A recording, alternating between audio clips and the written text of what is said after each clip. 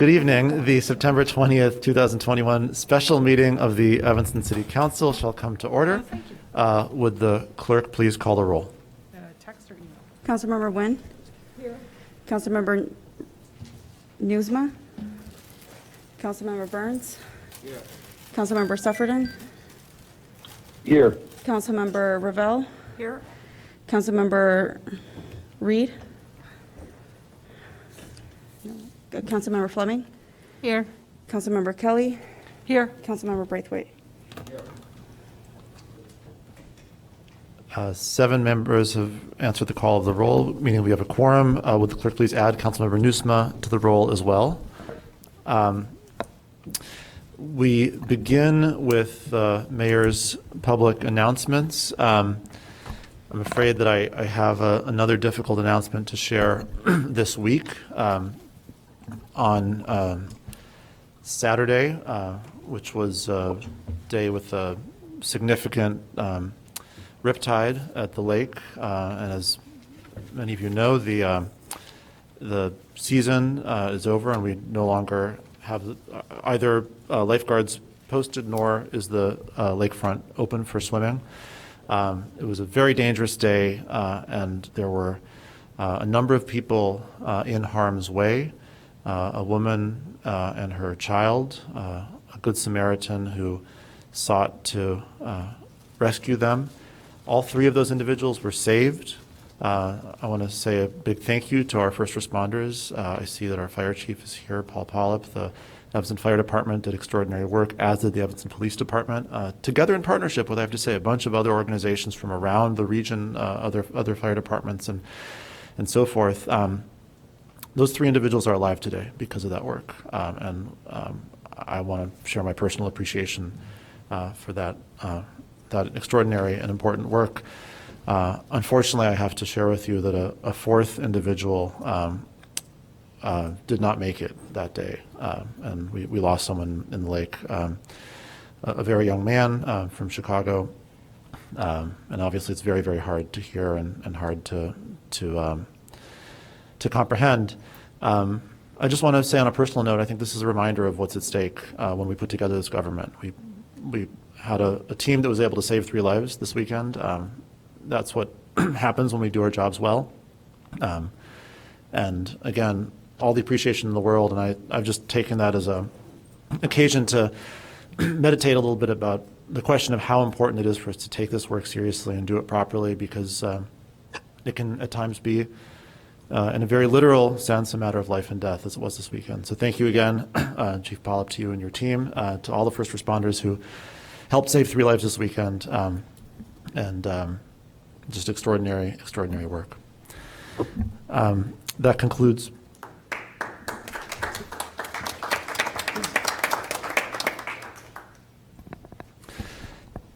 That concludes my public announcement. Let me turn it over to Acting City Manager Kelly Gandersky for City Manager's public announcements. Good evening, Mayor Biss and members of City Council, Clerk Mendoza. We have Deputy City Manager Kimberly Richardson here to talk about local reparations, restorative housing program eligibility application. Good evening. Can you hear me just fine? Okay, good. Good evening, City Council, Mayor, City Council, Acting City Manager Gandersky, and City Clerk Mendoza.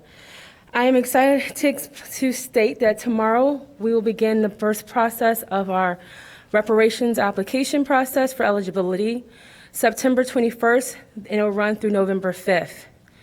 This process has been a couple years in the making, and will continue to provide the community with community informational sessions on how they are able to apply to gain eligibility for the program. I want to remind the council that this program, which was budgeted for $400,000, is only 4% of the $10 million commitment that the city has stated for over the next 10 years utilizing reparations, utilizing cannabis 3% revenue. Knowing that the application process will be online, only to secure the documents that we are requesting, a lot of it being very sensitive to those community members, we are offering office hours on Mondays and Wednesdays at Fleetwood Jourdain Community Center, beginning September 27th. You are able to come, you do not have to apply, or excuse me, you do not have to register to obtain a support and assistance with your application process. On Mondays, on Mondays, reparations office hours will be from 10 a.m. to 3 p.m. and on Wednesdays from 12 noon to 5 p.m. We ask that if individuals are looking for resources related to the documentation that's being requested, you also have the ability to access our Evanston Public Library at the main location, located at 1703 Orrington Avenue, during the library's operational hours. They will have staff there able to support and provide some guidance on where you may obtain those documents. Two additional informational sessions this week. The first being tomorrow, which is a virtual session at 12 noon. For those who are still interested, you can go to the cityofevanston.org website, reparations page, to register. Our Levy location, which will be on Thursday, has filled up. However, if any individuals still want to come in person, they may reach 311 to reach out to myself, and we will add you manually to the list. We look forward to helping and making sure every community member who is interested in the program apply. If there's any questions, we do not hesitate individuals to reach out to 311. They will be able to answer any questions. If not, they will be able to transfer you to a staff person that will be able to answer questions. Everything related to the program is located on the city's website at cityofevanston.org/reparations. The application, the documentation, it relates to what is being requested, as well as the timeline. It will all be located on that webpage. If you are interested in learning more information, please head to the reparations webpage and also sign up for our distribution list to receive emails to inform you of when new information comes available. With that, I have ended my report. Thank you very much. Could you mind staying up for questions? Sure, and just one last thing for the council members. On your desk, you will find, on a dais, you will locate a folder. These are the folders that are being distributed at our informational session with the application as well as the guidelines of the program. Thank you. Councilmember Braithwaite.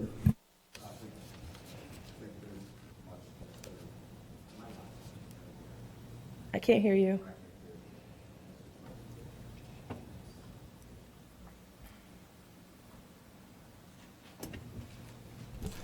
Test, yep, it was either that, I was going to shout in your ear. Just first, I want to, as always, continue to acknowledge the members of the community that have come out and supported these efforts. Since the last time that we've received a report, we've expanded our committee to include Councilman Burns has been present, members of the community, as well as former Alderman Simmons. And so it goes without saying to you, Kimberly and Tashik, for all the hard work. I mean, we've been through the pageantry, we've had a number of meetings, and now we're down to the nuts and bolts. And to members of the council, by the end of the year, the goal is to be able to award the first reparation, and we're on track to do that with a clear system in sight to make sure that it's successfully done and transparent. So hats off to you, Kimberly, and please pass along to Tashik, as well as Nick Cummings, and then also Michelle was there for a meeting. So we are on track. I also want to say thank you for the community session. So as part of this, there were a number of community sessions that were open to applicants to ask whatever questions that they want. I think I've attended the first one, and I've missed the other ones because of meeting conflicts. But the point is, we're hearing less criticism as when we first started. And I think that, from the feedback that we've been getting, because we went into this so organized, again, I will continue to credit our staff, I think that there's a better sense and trust in those that have applied, that it'll be a very fair and an easy process. So I look forward to the larger debate after December in terms of how do we expand this. As Kimberly said, we're only 4% in with a long way to go. So thank you all so much for your support throughout this process, and look forward to our next report. Thank you, Kim. Thank you. Thank you very much, and I see no further questions, so thank you you. so much, Thank Ms. you. Richardson. Next on our agenda is communications from the City Clerk. I just want to acknowledge public comment that was sent to the council from Judy Malik and Elliot Sashin today. Thank you. Thank you. This brings us to public comment. We have 3 minutes per public commenter. As usual, we'll begin by those who are in person and signed up in person to speak in person, then move on to everybody else, beginning with Chris Oakley.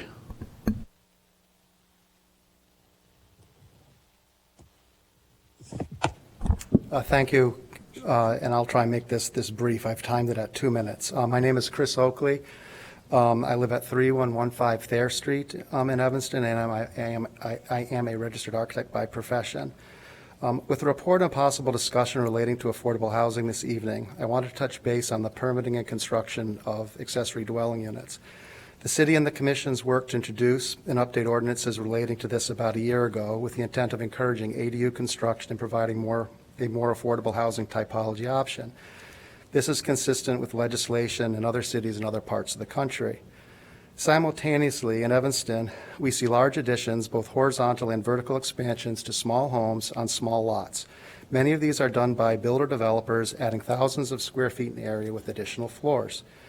The literal interpretation of the Evanston Building Code does not require fire sprinkler systems for these expansive additions, even with added floors and often more than double the original floor area, while a new, much smaller ADU of maybe 800 square feet must have a fire sprinkler.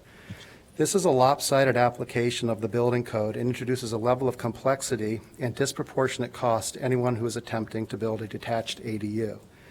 ADUs are limited in area and height by the zoning ordinance. Currently, a 2-story, 800 square foot ADU with maybe 1 or 2 occupants must have a fire sprinkler system, while a 4,000 plus square foot, 3.5-story newly expanded house sized for many more occupants does not require one, even when hundreds of thousands of dollars are invested and then such property is sold for well over $1 million. The ability to safely exit from an ADU at 1 floor above grade in an emergency is simpler, faster, and easier than such a house, but currently the ADU must have a fire sprinkler system, and for the expanded house, it is not required. Illinois is a state that defers to its municipalities regarding fire sprinkler requirements for single-family construction. Wilmette and the City of Chicago do not require this. California was one of the first states to implement a statewide sprinkler requirement for single-family homes. The California Department of Housing and Community Development publishes a very detailed ADU criteria. In January, California specifically removed the fire sprinkler requirement for ADUs of 1,200 square feet or less. Evanston needs to better coordinate the zoning and building codes with respect to ADUs and remove the fire sprinkler requirement. Fire sprinklers are not required for speculative builders, but imposed on residents who want to construct an ADU. But being imposed on residents who want to construct ADU is simply wrong and a financial burden on those who are trying to provide housing for expanded family and others. Thank you. Thank you very much. The next speaker is Michael Wolf.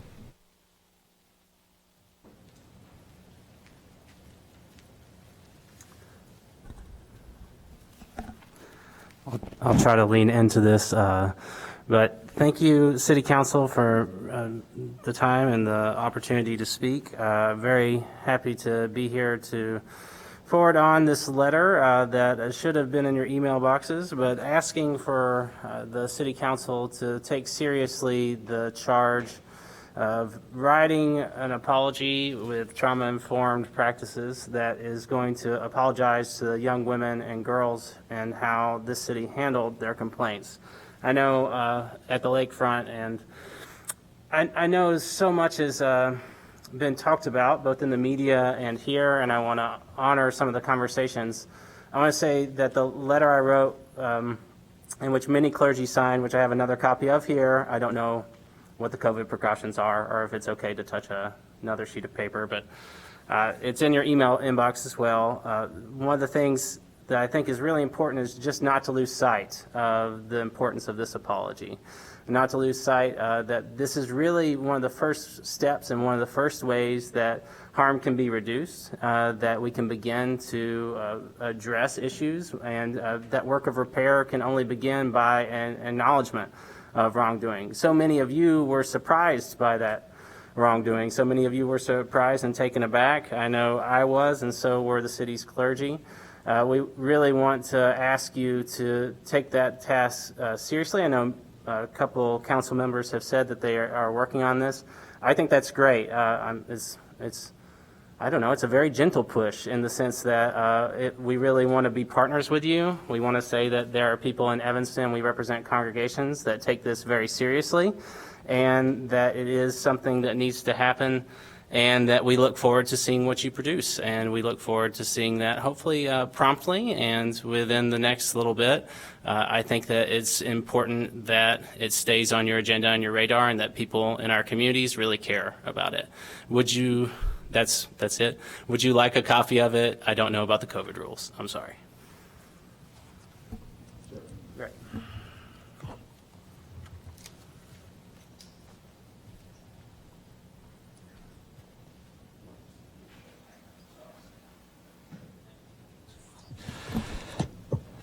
Thank you very much.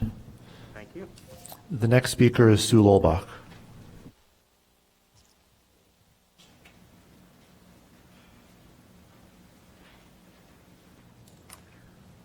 Hello, everybody. It's nice to be back here in person. I'm Sue Lolbach with Connections for the Homeless and Joining Forces for Affordable Housing.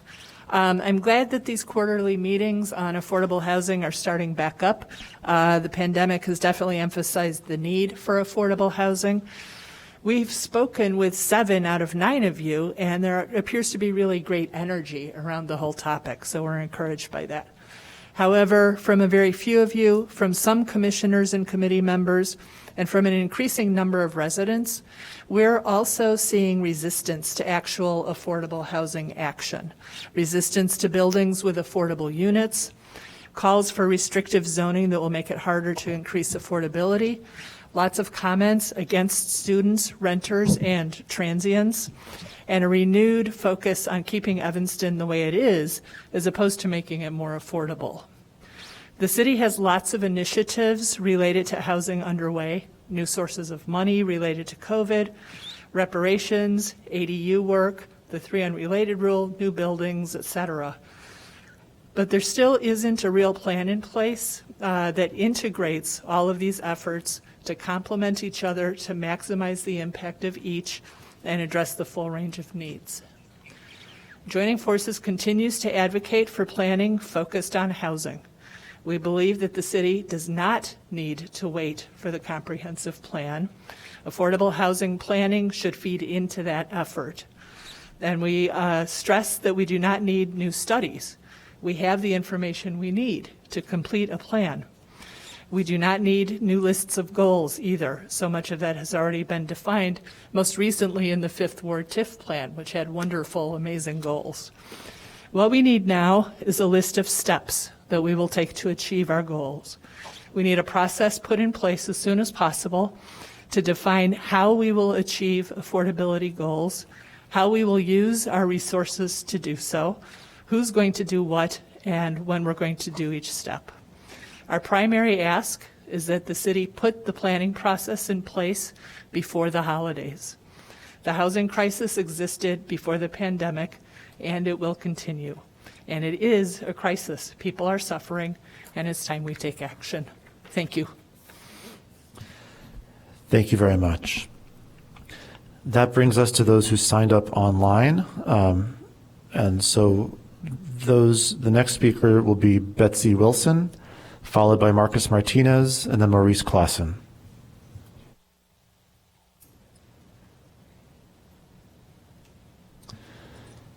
Is Ms. Wilson in the Zoom? Good evening, Mayor Bess and City Council. Yes, I'm here. Can you see me? Yes, we can. Okay, fantastic. Thank you. I'd like to begin by expressing my opposition to the clause in the interim city manager contract that requires a 7-person vote for removal. And that's a subject that doesn't belong in a contract. It's a matter for city ordinance. And its inclusion in this contract is wildly inappropriate, and I would suggest it should be removed. The other topic that I'd like to discuss is following up on Reverend Wolf's insightful comments about the need for an apology. It's been 13 months now since the beach staff asked the city to apologize for the sexual misconduct they experienced. It's been 2 months since that request became public. And it's been more than a month since Councilmember Nusma called for an immediate apology. Councilmember Nusma, I'm told that you're preparing a draft, and I'm grateful for your efforts. But I'm dismayed and frankly angry that you've either not prioritized the project or are deliberately slow walking it.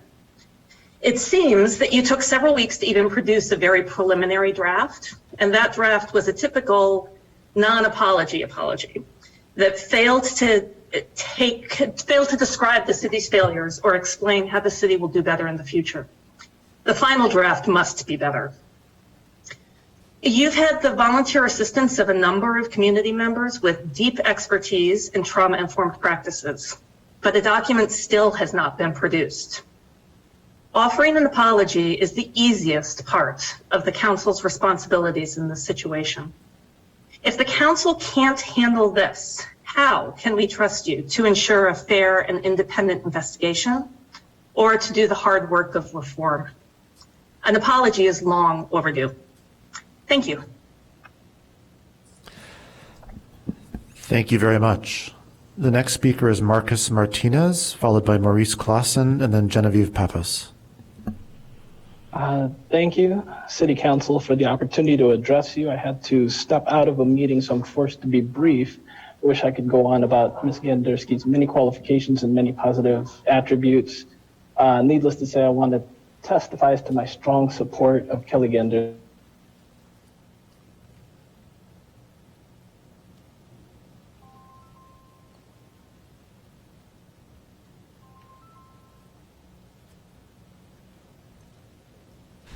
So I'm not sure if you can hear us, Mr. Martinez, but oh, there you are. We can see you again. Can you hear us? Yes. Did I go out a little bit? You were just totally frozen as soon as you said the word Ganderski, actually, which sounds like a made-up thing, but it's actually real. I can start over. I want to testify as to my support for Ms. Ganderski as interim city manager.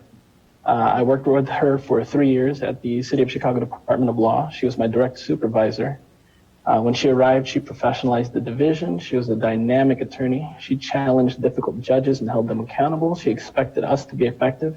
We became better for it. I've been blessed to work under a number of phenomenal leaders. She ranks very, very highly. You can't do better for a city manager than Kelly Ganderski. She does the things that are necessary. She finds a way. I can honestly say I'm a better advocate because of her. Thank you. Thank you very much. The next speaker is Maurice Clausen, followed by Genevieve Pappas, and then Mamadou Diakate. Thank you. My name is Maurice Clausen, and I am the immediate past Chief of Staff for the Mayor of Chicago, Lori E. Lightfoot. In that capacity, I was Kelly Ganderski's supervisor as the Executive Director of the city's Animal Control Division, and I wanted to rise and speak in favor of her appointment as interim city manager. I can confidently say that she was in the top several percent of performers of any of my direct reports as the City of Chicago. She was an extraordinary leader, manager, capable in dealing with crisis, always thoughtful and talented in dealing with communications, and in my experience, a good, thoughtful, and ethical lawyer. In terms of being a good leader and manager, she was able to set forth extraordinarily strong and clear goals for her department and relate those back to City Hall on a regular basis. was very clear about what she was trying to achieve, how she was trying to achieve it, and eventually what she ended up achieving. Second, in terms of dealing with crisis, as many folks know from media accounts, she was directly responsible for dealing with 2 animal crises while I was chief of staff, one involving an alligator and then second involving a coyote. What is lesser known is the day-to-day involvement that she had in keeping the mayor's office informed, keeping the community informed, keeping the city informed, and being able to make thoughtful and ethical decisions on a daily basis and dealing not only with the crisis at hand and dealing with it thoughtfully, but also in making communications decisions and what to tell the city and how to tell it. Third, in terms of being thoughtful and talented in communications, she was always able to choose a very thoughtful approach to how she was communicating with the city, and clear and cogent, and also knew and understood exactly how to communicate with media, as well as modern forms of technology, including social media, to keep all parts of our community and our city informed. And lastly, as a good lawyer, I always found her to be ethical and thoughtful. I too am a lawyer, but thought that her analysis was often better than mine, and often in many ways helped me think about problems, especially related to her department, in new and thoughtful ways. Finally, my position in the mayor's office was similar, is often called the chief administrative officer for the city. And so in some ways, it's seen as a similar position to what you are assigning Ms. Gandersky now as interim city manager. And in that sense, I cannot think of a better person to take over this position in Evanston. She's been able to balance many varied interests at many different times, which is a great challenge of the job. She's never shaken by late night calls, difficult decisions, or dealing with complex personalities. In sum, she always took and thought of the good of the city as her first and primary responsibility, and always served as a thoughtful and incredible public servant. Thank you. Thank you. The next speaker is Genevieve Pappas, followed by Mamadou Diakate, and then Susan Capello. Good evening, Mayor Biss, Clerk Mendoza, and council members. My name is Genevieve Pappas, and I'm a First Ward resident. I'm adding my voice to others here tonight, as well as those in recent council meetings. Now, first of all, please vote no on Resolution 89R21. Kelly Gandersky should not be hired as the interim city manager. I don't know Ms. Gandersky, but in my opinion, that is not relevant, and I can't speak to her qualifications. But no one who is potentially a subject of the lakefront investigation itself should be in a position to influence said investigation. It's as simple as that. And frankly, this also applies to Council Cummings. It is Ethics 101, and if this resolution passes, credibility of this so-called independent investigation will further erode. Second, the council still owes an apology to the 56 survivors of abuse, assault, harassment, discrimination, and racism by the lakefront staff, as well as to Portia Davis. As Betsy said, it's been over a year since the survivors petitioned the city, and with the exception of council members Reed and Kelly, there has been no official response. This is unacceptable, and the city is causing further trauma with every passing day. It is clear that the city is only focused on its potential liability, but in fact, without an apology, that risk actually increases. But most importantly, while an apology alone is not in any way sufficient, it's a critical step in the healing process. The survivors have demanded it. Evanston organizations, clergy, and residents have demanded it. Many of you ran on campaigns which were grounded in transparency and accountability. Please live up to your commitment. Thank you. Thank you. The next speaker is Mamadou Diakate, followed by Susan Capello, and then Ann Sheehan. Good evening, honorable member of the City Council. My name is Mamadou Diakate. I'm the Executive Director for Chicago Animal Care and Control. I have the privilege to serve as Kelly Gandersky Deputy Director during her very productive years in Chicago with Chicago Animal Care and Control. Kelly Gandersky has demonstrated a great work ethics during her stay with us, and she's a very dedicated person. You know, she is motivated by the job well done. She has shown during her time with us respect and commitment, not just for the employer, but also for the community that she serves as well. So her leadership could not be matched. And it was proven with two big events that we got in Chicago with the only coyote attack that ever happened in Illinois, in Lincoln Park, but also during the alligator case in Humboldt Park Lagoon. She stayed out overnight, going home at 5 in the morning, challenging the mosquitoes just to make sure that people in Chicago are safe. And she's a great leader, and I would recommend her hiring as a city manager, and I throw my full support behind her. Thank you. Thank you. The next speaker is Susan Capello, followed by Ann Sheehan, and then Thomas Duran. Good evening, and thank you for allowing me to speak tonight. My name is Susan Capello, and I'm calling to express my support of Kelly Gandersky. I've known Kelly for approximately 4 years now and worked with her for at least 3 of those years. While working with Kelly, I've always known her to be a hardworking, ethical, and dedicated person. Kelly implemented a variety of new programs while working at Chicago Animal Care and Control and spent countless hours to ensure everything was completed successfully. In addition to new programs, Kelly upheld the city's code of conduct and ensured all her staff did the same.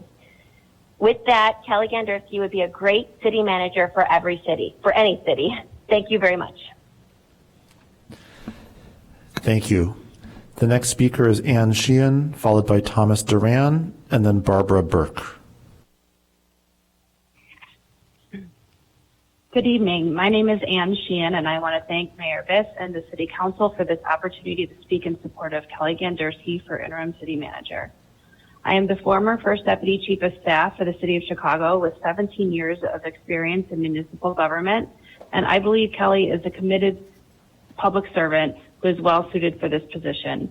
The City of Evanston would be most fortunate to have her in this role.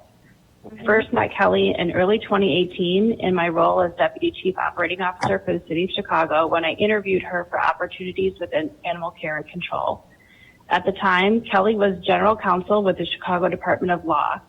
Kelly had a reputation as a smart, ethical, no-nonsense attorney who was a problem solver, supportive colleague, and most of all, had great interest in helping people. Kelly quickly became the obvious choice for the Deputy Director of Chicago Animal Care and Control due to her passion for the mission and her interest in ensuring the city provided the most efficient and effective services for Chicagoans and their pets. Chicago Animal Care and Control has a reputation as a rather tumultuous department for many years, and Kelly felt up to the challenge of stabilizing the organization. Over the next several months, Kelly quickly demonstrated her ability to lead Chicago Animal Care and Control by gaining the trust and respect of her staff and colleagues, working to create much-needed structure for the department, identifying resource gaps, streamlining operations, and successfully engaging elected officials and community stakeholders.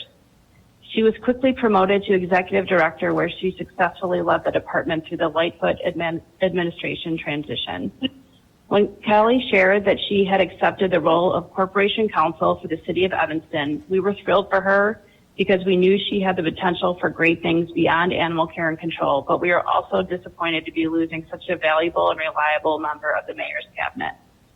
Since leaving the City of Chicago, Kelly has continued to share with me her enthusiasm for working for the City of Evanston, her excitement around many opportunities that lie ahead for the city, and her good fortune for the wonderful leadership and the team that make it easy for her to come to work every day. If appointed interim city manager, I am very confident that Kelly can meet and exceed the expectations of Mayor Biss, the City Council, and the residents of Evanston.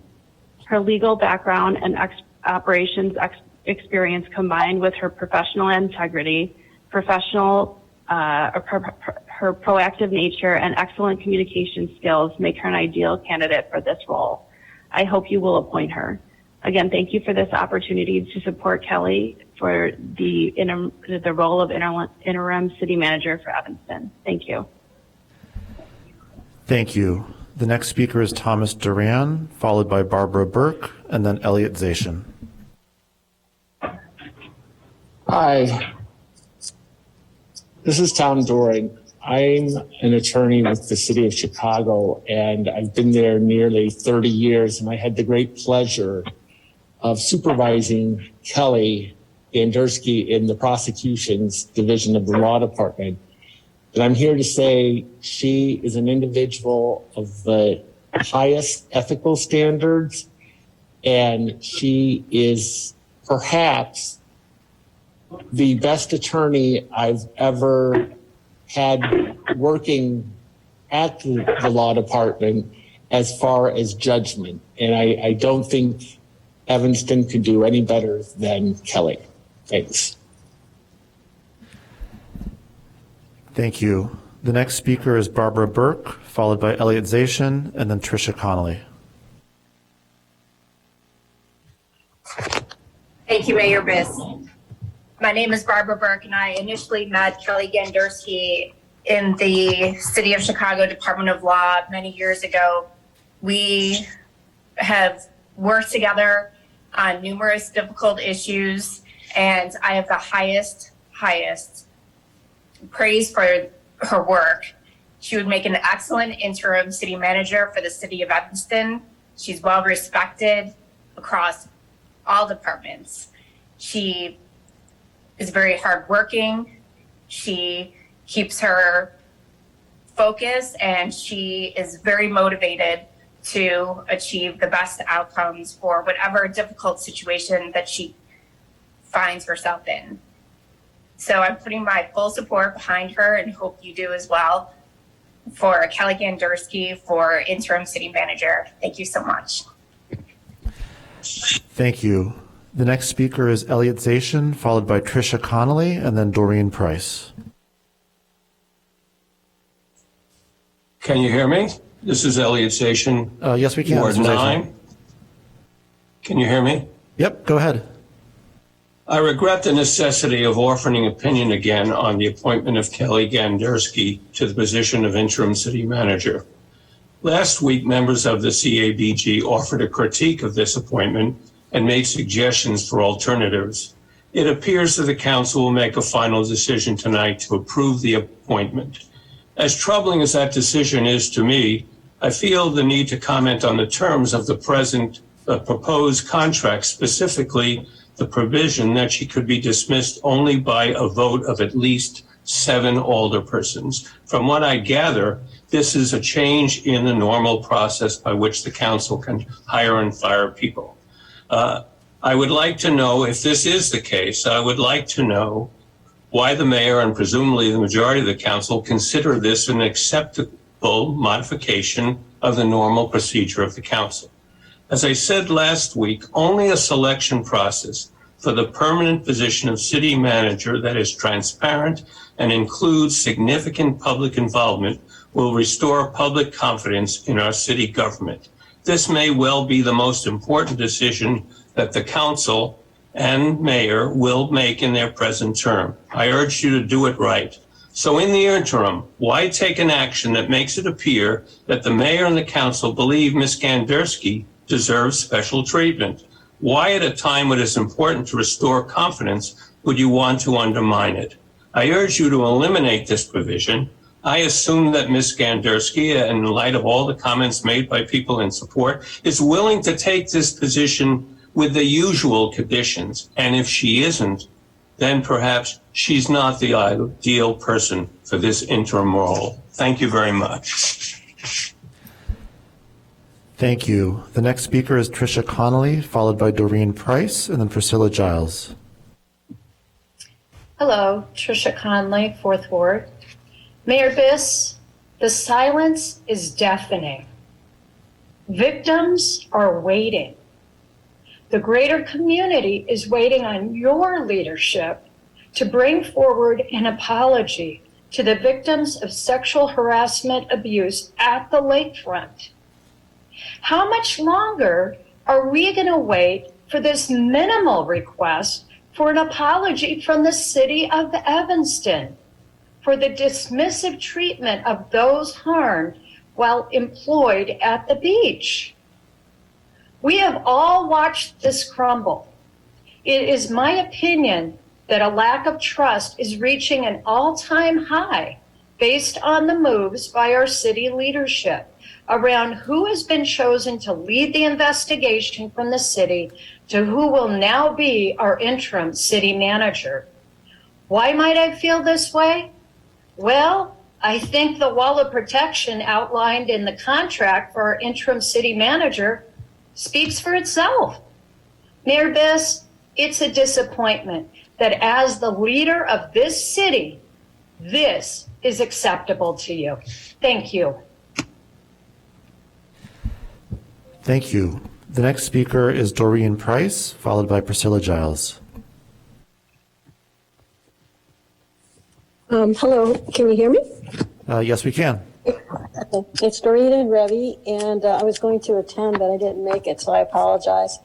With regard to the criticisms, Elliot and the like, they're legitimate from the standpoint not just of technicalities, but the fact that, and I was amazed, as of the last city council meeting, that our legal department has ways to work around the law. And when I mean walk around, that's a generic, and it's not meant to be outrageous in any way. It's just a workaround. And the workaround is that Mayor Biss took the conservative route, and he was being told the interpretation of 3 days versus 4 days versus the mayor making a decision on this particular special order could be worked. The mayor could possibly be responsible for that, even though the wording was nebulous in that regard. Instead of taking the conservative approach like Mayor Biss did, which I commend you, Mayor Biss, the lawyers are showing an ability to maybe deviate from what people would want to do in terms of either compassion or public good or other kinds of issues that are not being taken care of just in pure legal terms. Animal care is great. I have a service dog. I love animals. I think being able to help and working in a group, I worked in a group of 30 people that I led, is different than reporting to a city of residents who are in dire need of being heard. And it's difficult to reach out to them unless you actually go out and reach out. And that has not been done. It could be the confines of being in the position of deputy city manager instead of interim city manager. I don't know. But in that particular case, there hasn't been any past performance of reaching out. What I wrote, I think I have time to read, and that is the background based on what people were saying today. So I appreciate being last, actually. SB1 should be based on, if they're based on past actions, what were they? Do you know? And would they affect desirable incomes, which comes back to Elliot and everyone asking about how can we go from the past, how can we go to the future unless we know what's on the past, and that includes where Kelly is on things or has been on things. So especially regarding social justice and income inequality, in the last few months, how much have we heard about social justice and income inequality? It's been rather disappointing. And when we talk about excess fines and fees, like with regard to the Citizens Group Greener Evanston. 15 seconds. Okay, then you can read the rest of the thing. But we have the notion that a $400 fine is fine. And we have low-income people that need help. And so my really fast thing is about SP2, which is a solution. And the possible solution is to add 3 million more so that the human services can actually help people like me so you don't lose your home or you get help when Evanston Care Network is not adequate to help. And so getting more information from other people about what I just wrote, I would highly recommend, but in terms of the regular community, and the rest is there for you to read. And I'm sorry I didn't finish. Thank you. Thank you. The final speaker is Priscilla Giles. Fall is coming again and again following winter. And the question of housing for the poor arises again. The city of Evanston has increased housing for the middle and upper income people. I can't say residents because this housing is not being built for the residents, the longtime residents and the low income residents who have already been here and have been here for some time. There is no permanent housing being built for them, yet there is housing being built for the other people that I just mentioned. Homes which have apartments to rent for low-income residents are being restricted from being rented by expensive and sometimes unnecessary building codes. These apartments and these houses stand vacant while our low-income residents go unhoused or pushed out of Evanston, keeping our city from being the diverse city that it's being called. Please keep our city socially and economically diverse. Thank you. Thank you very much. That concludes public comment and brings us now to the various special orders of business on this evening's special council meeting agenda. First of all, on SP1, would anyone like to make a motion regarding SP1?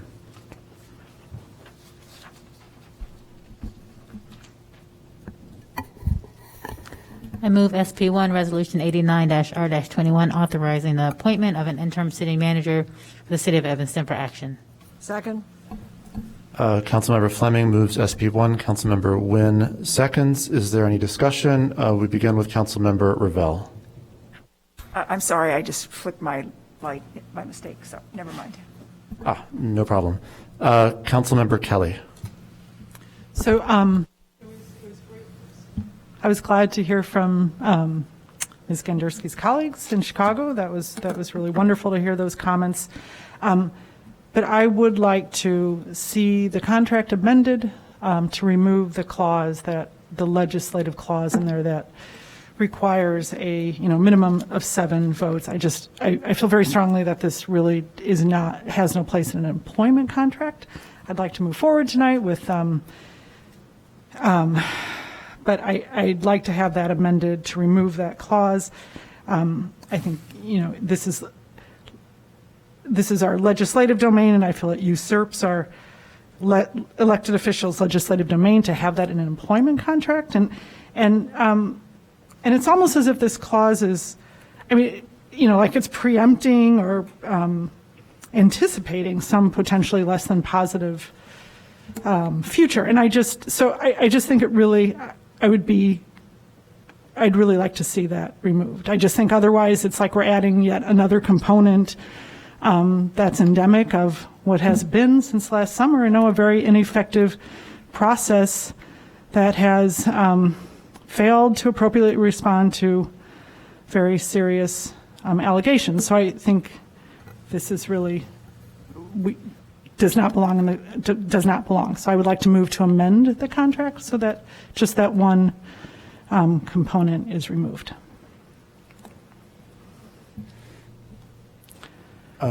So Councilmember Kelly made a motion. Councilmember Fleming? I just needed clarity. What you were trying to strike the entire Section 3, or did you have other language to put in it? What is your... One moment. It's the clause, and let me pull it up. I mean, I know what the clause is, but are you saying remove everything in the clause? We have to have something in there regarding termination. I mean, I think in any employment clause, you have to have termination. So would you be suggesting just the removal of... I'll read it for the public because everyone's not watching. It says, a reading, excuse me. During the term, Gandersky's employment hereunder may be terminated without any breach of the agreement and at any time be removed from office by a vote of 7 or more members of the City Council in accordance with 1-8-11, which is a City Council, I'm not sure if that's in our rule book or code. So are you suggesting just to strike that sentence, or would you be open to amending it to say be removed from office based on, and I would need council to help me with this, but based on whatever the terminology is in our City Council, is it in our City Council rules or City Council code? Rules, right? So because our rules change often, right? So that could change to 10, that could change to 9, that could change to 3, I don't know, but. Just to clarify, it is both. It's in our rules and our code. Both in the rules and in the code. So then, because our rules and code do change, could we change this language to just say be removed from office, based on the rules as laid out in our city code? That would be fine with me.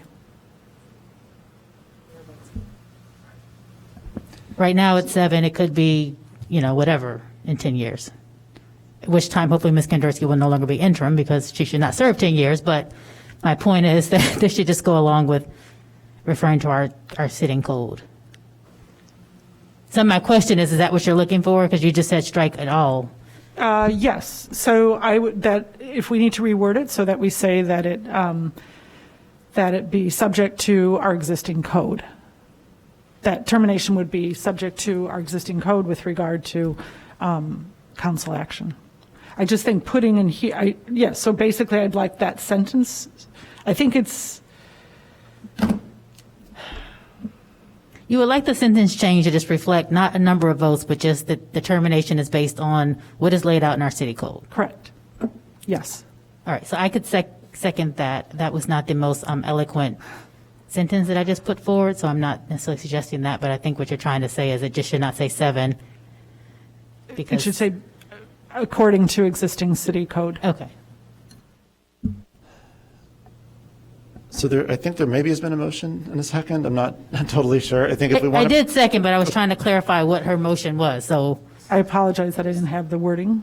Okay. If we want to proceed with this, I would ask it to be emailed to me in writing as per usual. I just want to say that I don't know that negotiating a contract up on the dais through an amendment process that's unilateral is appropriate. I did email you. No, I understand that. Did. And we had discussion last week as well. No, there's been discussion, but I don't think this is I don't, for whatever it's worth, I don't personally feel comfortable negotiating a contract in this manner. But of course, the motion's in order, and if we want to move forward, I would just ask that one of you email me exactly what the intended motion is, and then we can discuss it. While we're waiting on that, Councilmember Braithwaite, go ahead. Thank you, Mr. Mayor. Just for consistency, if the amendment is to change it, and you refer to the code, in the code it's 7. So Exactly, so that's what I'm saying. But we also know codes change all the time, right? So. Yes, if I could just, it would be all right if I sort of summarize the issue just to make sure we're all on the same page here. So today, to hire or dismiss a city manager requires, of the 10 of us, the 9 council members plus me, requires 7 or more votes. What the proposed contract before us says is the interim city manager could be dismissed with 7 or more votes. So unlike one of the public comments, there's no extra protection there as compared to what's in the code today. It simply reproduces what's in the code today. There's no attempt to generate an extra protection. It was just kind of an effort to be clear about what what this threshold is. Now you're absolutely right, Councilmember Fleming and Kelly, that we could theoretically change the rule and change the code. That's a thing that could happen. And obviously everyone should vote their conscience on this. My own personal view is, given that we're talking about a brief interim period, the notion that policy change would wend its way through both the Rules Committee to change the rules, as well as the Rules Committee to initiate an ordinance to change the city code, and then at the end of that there would still be time left over during the course of the interim period, during which there would be 6 and not 7 votes to dismiss the interim city manager. It strikes me as pretty far-fetched, and that's why I was comfortable with the contract as it is. Again, not everyone needs to agree, not everyone will agree, but my own view is that the distinction we're talking about when assessed as a practical matter is really, really, really hair-splitting. Councilmember Wynn, and then we'll go back to Kelly. I would echo your statement, Mayor Biss. I think that negotiating a contract of this magnitude on the city council floor is inappropriate. We had it before us for several weeks now. This could have been discussed.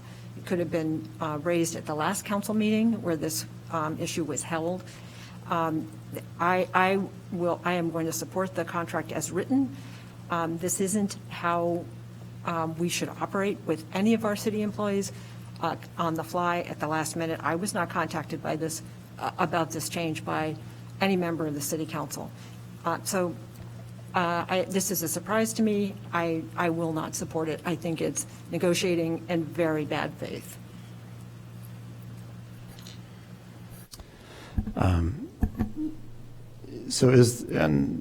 There's no lights on. Is there a motion on the way? Councilmember Kelly. So I did write to you, and I didn't get a response, Mayor Biss. Yes, so there is a motion. And I do think this is about one particular clause, and again, this is why put it in there. It is in our city code. Why do we need to put such a clause? Again, that would usurp our legislative domain. I just don't think it's necessary, to your point. It's we're talking about a limited amount of time. I think to set that precedent is a very bad idea. And I emailed you wording.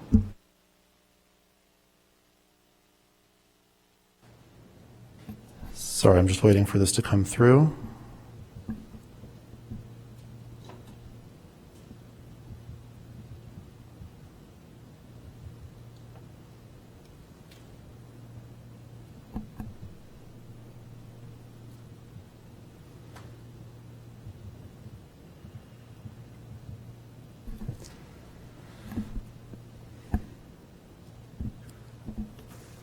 So just a point of clarification to our Corporation Council, we have an amendment that ties back to a rule that's existing. The contract is on our agenda in front of us. I'm a little bit confused by the marrying this to our rules that is not on the agenda. And there's no change than what's stated in the rules. So can we just decide if this amendment is even in order and then move forward with the vote that's in front of us that's been noticed? Go ahead, Mrs. Revell. Sure. Good evening, members of the council, interim city manager Gandersi, and Clerk Mendoza, as well as Mayor Biss, Deputy City Attorney Michelle Ozuribo. And as far as the amendment to the contract, your question, Councilmember Braithwaite, was whether the amendment would be proper for the floor? Correct. Okay. I would have to agree that I don't think the amendment is proper for the floor, and I'll state the reasoning would be, number one, per the council's request, this contract was negotiated with Ms. Ganderski's attorney and outside counsel, so our law department took no part in that. So I think that it would not be, I think it would be appropriate for the attorneys that negotiated the contract to, we did not handle the negotiation. As written, there's nothing. Upon review, there's nothing wrong with the way that it's written. The termination clause is consistent with our code and with our council rules, so it is consistent.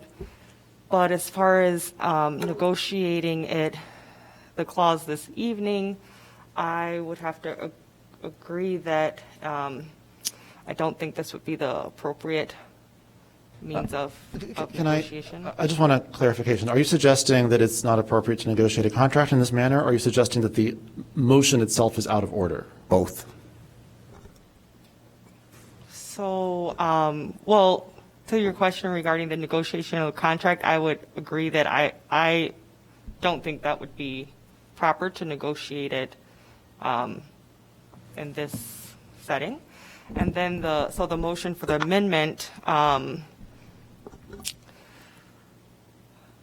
I would say that I can take a moment and review as far as the motion itself, but as far as negotiating, I would have to agree that I don't think that this would be the proper means of negotiating the contract. Right, and I've indicated my own agreement with that. I do believe this motion to be in order, though. It's an amendment to a motion that's been made. I don't see anything in the rules that prevents a member of the council from making such a motion, and I want to hear your judgment first, of course, before we proceed, but I don't see what would render this motion out of order. Councilmember Nusma? I'm prepared to call the question. I don't think we need to see anything in writing, that we know what we're voting on with regards to this motion. And for such an insubstantial change, I would like to move on and get on with the business of the city. We have big things we need to talk about. We have $43 million in ARPA funding that we have yet to figure out how to spend. Let's get this behind us. Let's move on. So I'm going to call the question. So you're calling the question on the amendment. All right. So would the clerk please call the roll on Councilmember Kelly's amendment to SP1? We have to vote on calling the question. Got to vote on calling the question. It's a two-step I process. mess that up every time. I apologize. Will the clerk please call the roll on the question of calling the question?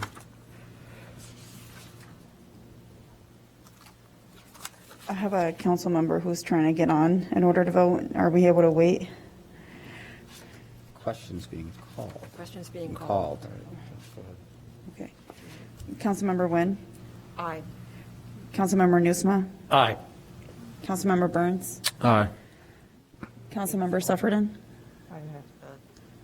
We'll come back to him. Councilmember Revell? Aye. Councilmember Reed? Councilmember Fleming? Aye. Councilmember Kelly? Aye. Councilmember Braithwaite? Aye. Councilmember Sufferton back on, Luke? Yes, aye. On a vote of 8-0, the motion carries. And so now would the clerk please call the roll on Councilmember Kelly's motion to amend SP1? Councilmember Nguyen? No. Councilmember Nusma? No. Councilmember Burns? No. Councilmember Sufferton? No. Councilmember Revell? No. Councilmember Fleming? Councilmember Kelly? Aye. Councilmember Braithwaite? No. On a vote of 2 voting in favor and 6 voting against, the motion fails. Seeing no further discussion on the unamended SP1, would the clerk please call the roll on SP1, which has not been amended? Councilmember Nguyen? Aye. Councilmember Nusma? Aye. Councilmember Burns? Aye. Councilmember Sufferton? Aye. Councilmember Revell? Aye. Councilmember Fleming? Aye. Councilmember Kelly? No. Councilmember Braithwaite? Aye. Aye. On a vote of 7-1, the motion carries and SP1 is passed. Congratulations, Ms. Kandersky. That brings us to item SP2. Would someone like to make a motion to facilitate discussion on SP2? Mr. Mayor, members of City Council, I'd like to move item SP2, continue discussion for ARPA funds and potential for allocation. Second. Councilmember Braithwaite moves SP2. Councilmember Fleming seconds. And Ms. Kandersky? Good evening, Mayor Biss, members of City Council, Clerk Mendoza, members of the public. Anderson, if you could pull up that presentation, just a 3-4 slide presentation so we could look at the numbers in presentation mode so that the council can see a little bit clearly. Can you go to the next slide, Anderson? Thank you. So I just want to facilitate the discussion. All of you have the memo in your packet and we're able to kind of see some of the staff's thoughts on where we've been and where we anticipate going in the future, assuming the council agrees. And really, this is a discussion to provide staff with some more direction, right? We've got $43 million, which sounds like a lot of money, but once we start looking at certain projects and certain initiatives, you know, at the end of the day, we just want to be very mindful of how the city is allocating this money. So, voted on August 9th, 2021, council agreed to fund the guaranteed income pilot of $700,000 that we had recommended come out of what we bucketed the social services bucket of ARPA. And that left a remaining $2,300,000 if we're still following those buckets. In tandem, the council also voted to dedicate some funds to water-related projects like the lead pipe abatement project. Recording in progress. And just a little technical difficulty there. $950,000 for parking-related projects, and that would leave a remaining balance if this were all bucketed in the affordability, city finances, sustainability, and infrastructure of a remaining $18 million $50,000. So Anderson, to the next slide. So what that looked like after the council agreed on those resolutions, and we, quote, earmark or deduct those two buckets, what we're left with is $38,523,654. And to be clear, these are just earmarked. None of it's been spent yet. But this is what it would look like if we keep these categories intact. And this is all in your packet memo. So we've had some other meetings. We've had community meetings. We've had economic development meetings discussing our city finances and certain capital projects and other items. So Anderson, if you could just pull up the final slide. In your memo, we talked about some of the city's economic development initiatives, and Paul Zalmazek, who's online today, who could speak to this if you have any questions, had outlined some strategies for stimulating the economic development in Evanston. And in your packet, and I'm not going to read everything verbatim because I think you all can look at this, what the committee had sent Paul away with was some instruction on really not trying to hire consultants for all of these initiatives, but looking at ways that staff can start some of these initiatives in-house. So we put our heads together and we decided how we can make this work and some in-house initiatives. We are recommending that $750,000 be allocated for workforce development, and this would be an in-house initiative. We imagine this funding would go to staffing, program development, and implementation, and this would be include a 5-year staff salary to help pilot and lead workforce development projects all throughout the city. Paul had recommended about $200,000 for the Clean Slate Program Partnership. This would include trainings, programs, space, and resources. And the idea of placemaking was discussed quite a bit at the Economic Development Committee. And we have some planners in-house. We've got a really great team of engineers and creative minds. And so depending upon how much the council would want the city to do placemaking in-house, we could do that for around $1 million, we would guess, and that would include some of the infrastructure to make placemaking. And finally, the Economic Development Committee had recommended that the city do initiate a consultant for a citywide retail study, and Manager Zalmazek had recommended about $250,000 earmarked for that. So in total, economic development updates and initiatives, if we were to go forward with that, would be about $2.2 million. And if we keep the same bucket that we had originally, that City Manager Storley had originally proposed back in August of $5.5 million, this would leave around $3.3 million still in the economic development bucket. Moving forward, one of the largest problems to solve in some ways is what would city replacement funding look like under ARPA. So Kate Lewis-Lakin had made some recommendations on where she anticipates some of the revenue holes to be upcoming, and that's all in your packet. And we just tried to estimate those into categories of economic replacement equipment replacement funding, parking fund, 2022 revenue loss, and what I did not include but on this chart, but it's in your packet because the council would really have to talk with staff about how this would play out, is the 2022 capital improvement plans, which I believe Engineer Biggs will be reporting on soon. One of the other categories of ARPA that we have not previously discussed much is hazard pay for city workers, and so staff is recommending a set aside of $500,000 in hazard pay for those that had to continue to work through the pandemic and have to show up every day because they are essential workers. Additionally, and this is not to be breezed past, but I think is going to require a whole other separate discussion, the Evanston Community Foundation, along with several of our other partners, have embarked on approximately 8 roundtable discussions in the community on top of the 3 town halls that the city, in partnership with Evanston Community Foundation, Cradle to Career, and Northwestern have put on community-wide to discuss various areas of city need. And those are all in your packet under the social services inclusivity and equitable recovery category.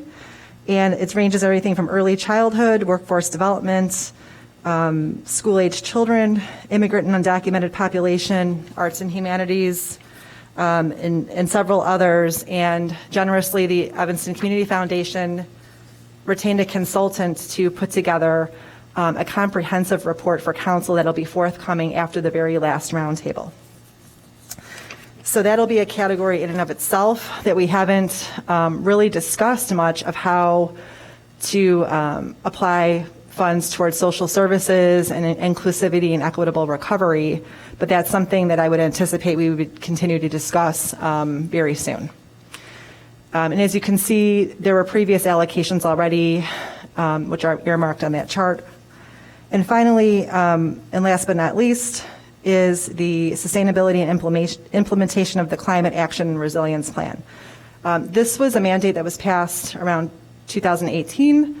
It's largely unfunded, and it's very important to the community. And so we are recommending a total of $1 million, which is a set aside of $200,000 annually for 5 years to fund staffing and programming for sustainability, resilience, environmental justice issues, and further implementation of CARP goals. So essentially what we hope to gather out of this meeting and out of this discussion is really a direction from council on the categories that staff put together and the allocations, and to help us prioritize where council sees funding being spent at this time. Again, we'll have several more discussions, I'm sure, about ARPA funding. This is only the beginning, it's not the end. So we really look forward to hearing council's thoughts on these initiatives. Thank you. Thank you. Before I open it up for questions, and I'm sure there will be lots, we are also joined today by Saul Anderson from the Evanston Community Foundation. As Ms. Gandersky indicated, the Community Foundation organized a bunch of roundtables and discussions. I had the privilege of listening in on almost all of them, and we learned a lot. And they've put together a preliminary report of what they learned and what we might learn about the community input they got. And so if Mr. Anderson, if you're in the Zoom, we'd love for you to give a quick update on that process. I am in the Zoom. Thank you, Mayor Biss. Thank you to the members of the City Council and Clerk Mendoza. So I sent some slides over. I don't know if we would be able to bring those up, kind of summarizing the report that was sent to City Council. Hold on one second. If not, I can. Is that doable, Luke? Just give us 1 second here, right? Mm-hmm.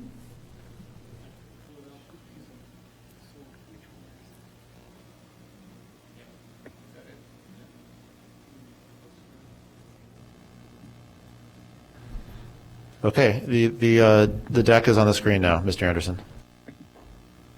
Okay, great. Thank you so much once again. So we can go right to the second slide. Just kind of talk a little bit about the community input process that we undertook. As Ms. Kandersky mentioned, we did 3 town halls, including 1 in Spanish, with a total of 313 participants, and then followed that up with seven roundtables. One of those also in Spanish, with many community organizations and participants, and that does not include the Evanston Community Foundation staff and the city staff that took part. Ms. Kandersky also alluded to the different categories, and you can see those on the slide. We also will be having a youth roundtable tomorrow night on Zoom, where facilitated by Dr. Gilo Kwesi Logan to help us get some input. And then we also had an early childhood council report. So we really took a pretty comprehensive process to get a lot of different feedback from community and from community organizations. Next slide, please. And here are the questions that we asked. We wanted the community to talk about what already existed in Evanston, what gaps there were, some of the criteria community members would want to see in choosing projects, we did get as granular and to go into some individual project proposals in small groups, and then also thinking about how the city of Evanston and the community can continue kind of meaningful engagement on this process and budget moving forward. Next slide, please. So here were some of the proposed selection criteria that the community spoke to. So 9 sort of criteria were proposed, and you can see them there. I think the big ones that you can see is just centering community voice and community equity. You see that kind of in a couple of different places with the open and community involved selection process. But we also talked about making sure that this money was used sustainably, strategically, in a way that really promoted collaboration and partnership, and had some real measurable incomes, and that there was a balance between the immediate needs, the capital products and systems change. And we also, talked a lot about, and this was a thread throughout all of the conversations that we had, the employment and economic impact would be a big part of that as well. So next slide, please. We also, so in these roundtables, sort of 4 themes really jumped out. Some of these have already been spoken to in different conversations this evening, but the first was the need for housing, affordable housing. Also the need for childcare support, for working parents to be able to, make some of those economic gains. There was a call for investment in Black and Latinx communities, and more support around mental health and trauma. Next slide, please.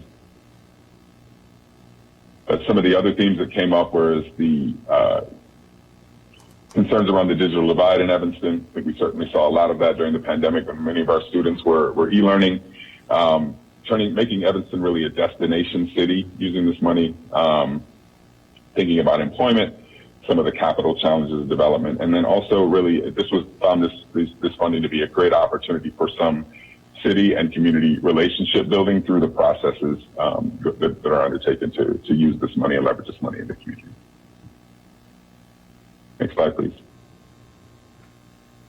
So some of the recommendations that came out of these conversations, I think the big thing that we talked about in a lot of the roundtables was thinking about what Evanston could look like, what kind of community it could be when every dollar of this money, these ARPA funds are spent, and kind of work backwards from there to use that money, then create that type of Evanston. One of the big things that jumped out is, to consider what it would look like if there were no RFP process, not looking at this as a series of individual grants as much as thinking about it as an opportunity to bring community together, have a process developed that was about community collaboration and people coming together to leverage this money, so building some collaborative efforts. Thinking about investing in several or all of the major themes, but building on the synergy, the connection between the projects to create greater impact. And then also there was a call for patience, because there's an evolving federal funding landscape. There's a lot, there's a lot of money, kind of swirling around at federal and state levels to be, used in some of the rebuilding efforts. That it would be great to have a total picture of the overall funding before allocating these ARPA funds. And then also kind of taking the time to spend the ARPA funds for maximum impact. Those are the big recommendations that came out, but you can see a real theme of partnership here. Next slide, please. And yeah, so that was really the big themes and everything that we had, and wanted to leave space for questions. I know there's a larger overall conversation, so I'm happy to stay on if any of the questions that come about are related to my presentation. But thank you. Thank you so much. And again, thank you to the Community Foundation for convening these discussions, which were very, very helpful. So now I would take questions for city staff or Mr. Anderson, or comments, feedback, suggestions, starting with Councilmember Fleming. Oops, really awesome peripheral vision, Daniel. While we're waiting for her to return, let's start with Councilmember Wynn. Well, I want to thank staff for all of their hard work on this, particularly Paul Salmasak and other members of the staff for analyzing and our needs and looking carefully at this and continuing to have leave some of the money left over. I do think, so when I look at this, when I've looked at this ARPA money, I see this as really the investment dollars that we have always craved and never had in Evanston for so many of the projects. So I want to make sure when we spend a good portion of this money, it's all really investment in the future. So on our capital projects, on the things that are going to last for decades, and the economic development issues, I'm looking at the economic development issues, things that will continue some of the programs that we have been wanting to do, the $750,000 for workforce development, so that we actually bring to fruition the ideas that we've had for a long time about growing our own workforce. I like those ideas. I also recognize that, as the Evanston Community Foundation pointed out, what leapt out to me was the mental health trauma that we all have to address that's really occurring. It's still continuing to occur. When we say during the pandemic, we're in the pandemic still, and it's not over by any means. So I think that balancing this investment in the future while dealing with the acute issues that have developed is really critically important. So I thank you to the Evanston Community Foundation for doing that, having those community conversations. And I think I like what the staff is proposing so far. I'm looking forward to what we do with the capital improvement budget, and also waiting for Congress to finally take those final steps. I am unfortunately not quite as enthusiastic as I was that they're going to get something done that's even more positive. So I think we should be careful about this. Is there any, I will ask one question, is there a federal deadline on when we have to have this money at least allocated and spent? I thought it was 6 years. Yeah, that's what I thought. 6 years. Yeah, there's a timeline on that, and Hitesh Desai, our CFO, is on if he can give further information on that. But there is a timeline. There's a timeline. We have On to allocate the funds, then there's a timeline to spend the funds. Okay, It's all right. That's what I wanted to know. Okay, thank you. Okay. Good evening, Mayor, members of the City Council, Hitesh Desai. So we can use the funds up to 2024, or some of the CIP funds, we can obligate that, but we can use it by 2026. Okay. So particularly on the CIP side, where those projects, some of those could be big and run through many years, we have extra 2 years. But we have to obligate that funds by 2024 December. Yeah. So those 5 years are going to go by like nothing. So, yeah. Okay. Thank you. That's all I have right now, Mr. Mayor. Thank you, Councilmember. Next is Councilmember Fleming, followed by Braithwaite. Thank you. Sorry, I was gone. So I have a couple of questions just about the things that were in the memo. So one, looking at the changes that came after our August 9th meeting, I will say I'm a little bit disappointed to see social services was not, I believe we made a request, or there was a general kind of statement that the social service allocation should be higher than the $3 million. And that looks like it did not happen. I know there was comments about social service agencies being able to access some other type of money, and us and staff maybe helping them do that, but I still feel very strongly that we should be putting more money into the social service bucket, as you called it, Ms. Gandersky. Also, it would be helpful for me, and maybe for others in the public, if we separated this third category. So affordable housing, city finances, sustainability and infrastructure are all very big things. And it seems to me, particularly tonight as we talk about affordable housing, it would be helpful if that had its own bucket. So when we take away for things like water and parking, we still understand that there's money left, and what that money would be for affordable housing and all the other, Melissa just mentioned capital improvement, which I assume would come under infrastructure.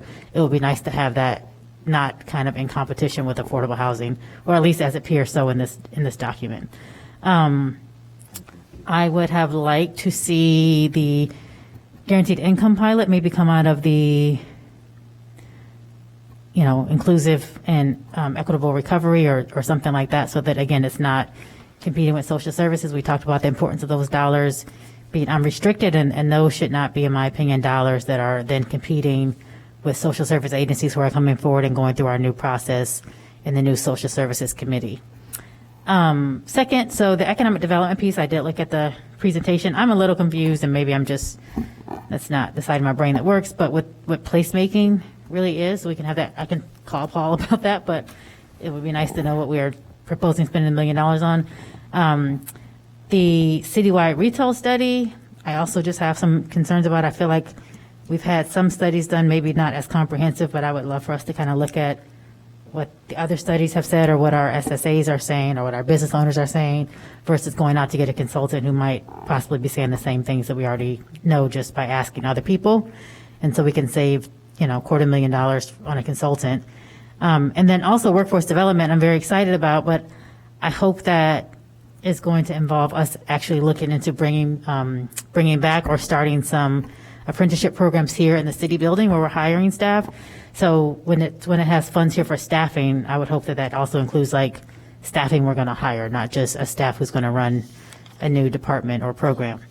But for hazard pay, I had asked long ago about hazard pay, and I was told that our previous HR manager was going to be kind of working that through for us, so that I'm assuming has not happened, but I am hesitant to set aside $500,000 when we don't have any idea of how many people we're looking to, pay hazard pay to and who qualifies and what those numbers look like. So, I want to pay hazard pay, but I don't want to set, just $500,000 to the side if we haven't really looked at how many folks we're looking at,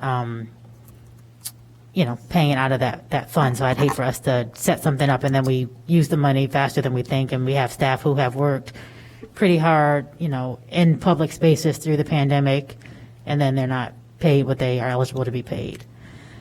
I think my last thing really on here is equipment replacement funding. So obviously we'll have to have a bigger conversation about that. I know for the last couple of years, Alderman Braithwaite has really been aggressive with trying to see how many cars we're replacing and what the old cars look like and all those kind of things. Car knowledge, not my specialty. I would just say that for, about a year and a half, we've had a parking lot full of cars that haven't been driven because people have worked from home. And so I don't know that we need to, I guess I just need lots more information to know that we necessarily need to spend this much money on cars coming out of a pandemic. Maybe they're larger vehicles that cost more money. I'm not sure, but that would be something I would like to get more information about. And then obviously very excited about anything we can do in terms of revenue loss, making sure that money is there so that we do not have to raise taxes for the next couple of years as people are continuing in their own households to recover from or, still live through this pandemic. And I think my only other question is, and I say this with a lot of hesitation myself, but is there a time when we can have like a really dedicated meeting to this, right? Because there's a lot, we've now only talked about this twice. The community is, very anxious to hear what our thoughts are. We've gotten a lot of input from the community. And while this document, is good and gives us more information, I think people are ready for us to make some allocations, which I don't know if we can do in a regular council meeting given the duration of our normal meetings. Yeah, and that good timing, it coincides with your 5 minutes. I just before I call on the next person, I want to echo that. I think this is a significant enough decision and a significant enough amount of money that these updates are invaluable. They represent a lot of work that's gone into presentations, but then I think they demand a level of real in-depth discussion and back and forth that I think just can't really be achieved in a sort of one of many agenda items on a jam-packed meeting. Next is Councilmember Braithwaite, followed by Nusma. Thank you, Mr. Mayor. And just quickly summarizing, the two comments, I appreciate your comments, Alderman Nguyen. I would definitely support that if we are spending money, that we're looking at spending money that, using your words, investment, adding, focusing on things that are sustainable that also have an ROI. I also think these dollars provide an excellent opportunity to us to save money that we would normally go out to bond during our capital improvement process. So one of the questions that I have for you, Ms. Gandersky, is as we're going through this process and we're talking and eventually we're going to take a deeper dive, have you given any thought to how we're going to approve it? Because in the next month or so, we're going to be in our budget season. And so for the newer members of our council, it does provide a great opportunity to get questions answered in terms of budget memos. And typically that's the format that we communicate, that you get a memo on a concept or an idea that then gives us something to vote on. And if we can do that, so I'll use your example, Councilmember Fleming, looking at the hazard pay. And so we've talked about it for some time. I think one of the distinctions that's important from what I've received from staff and conversations that I've had, that we prioritize staff that have been front line, we prioritize staff that have worked, that have been customer facing in front of our residents. I don't want to make a strong distinction between those that have stayed home, but it has come to my attention that for whatever the reason, whether it's personal reasons, there have been staff that have taken time off and have not worked the full time. If it was up to me, and I'm only one person, prioritizing our frontline workers that did not receive overtime or take vacation.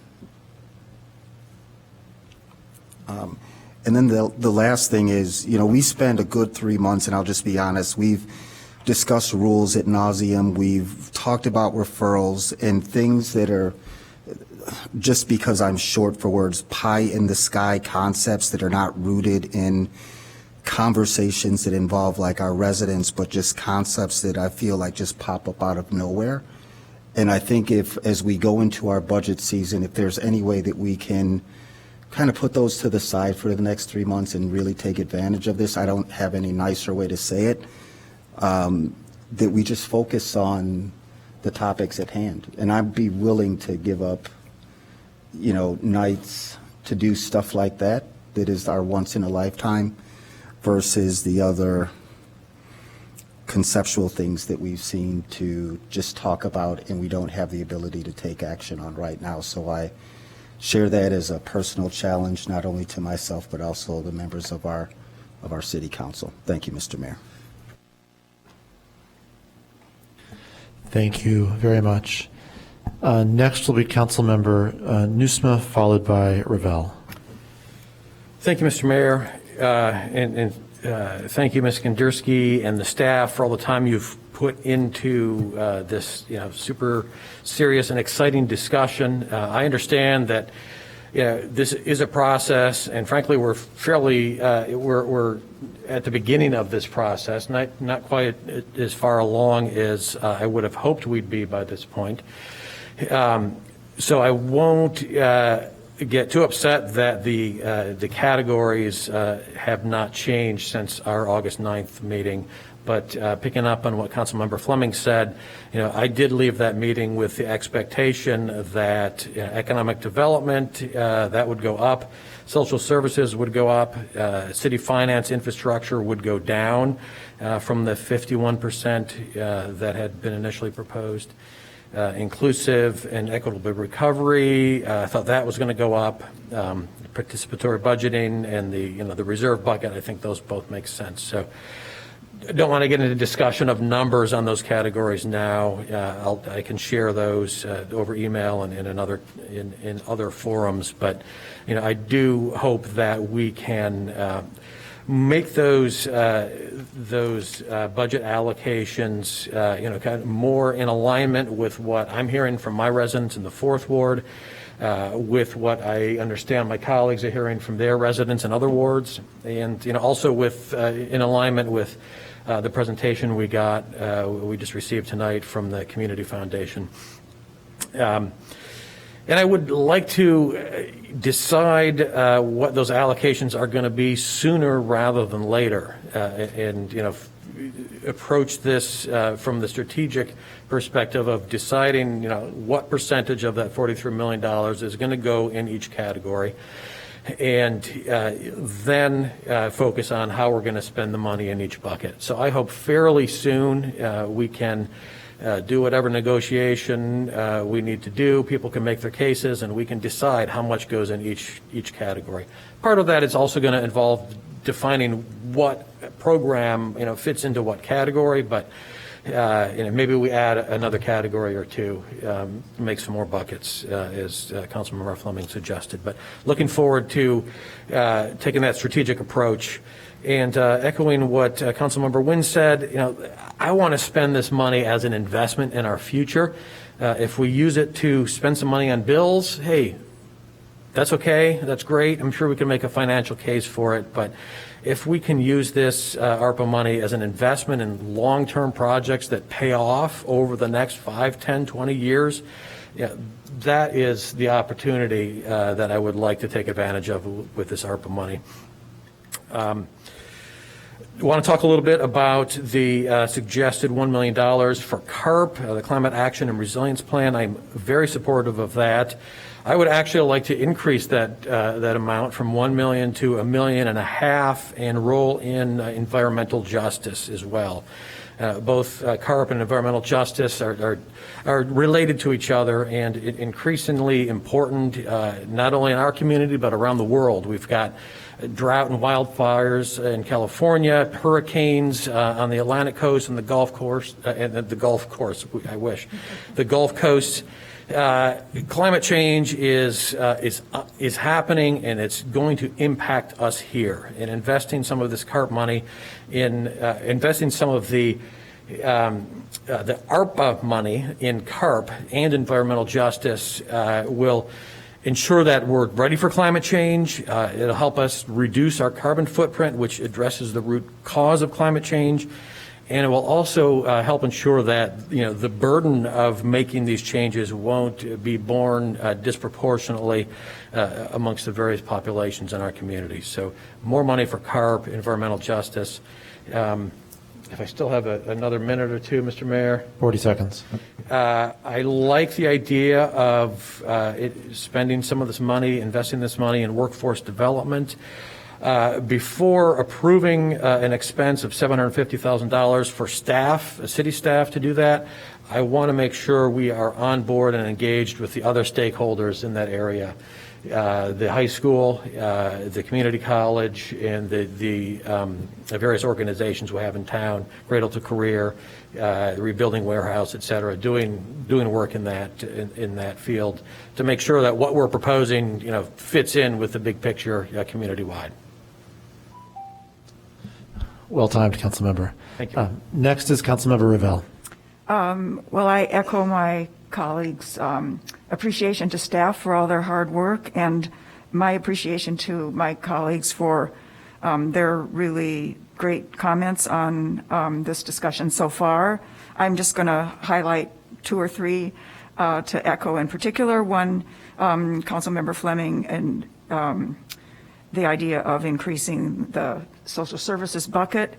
I have a note to from like a previous meeting where the number of 1.7 million was mentioned as what was needed for early childhood. So that takes a big dent out of our social services bucket, and we haven't even begun to talk about how we're going to address mental health services and some of the other really important issues.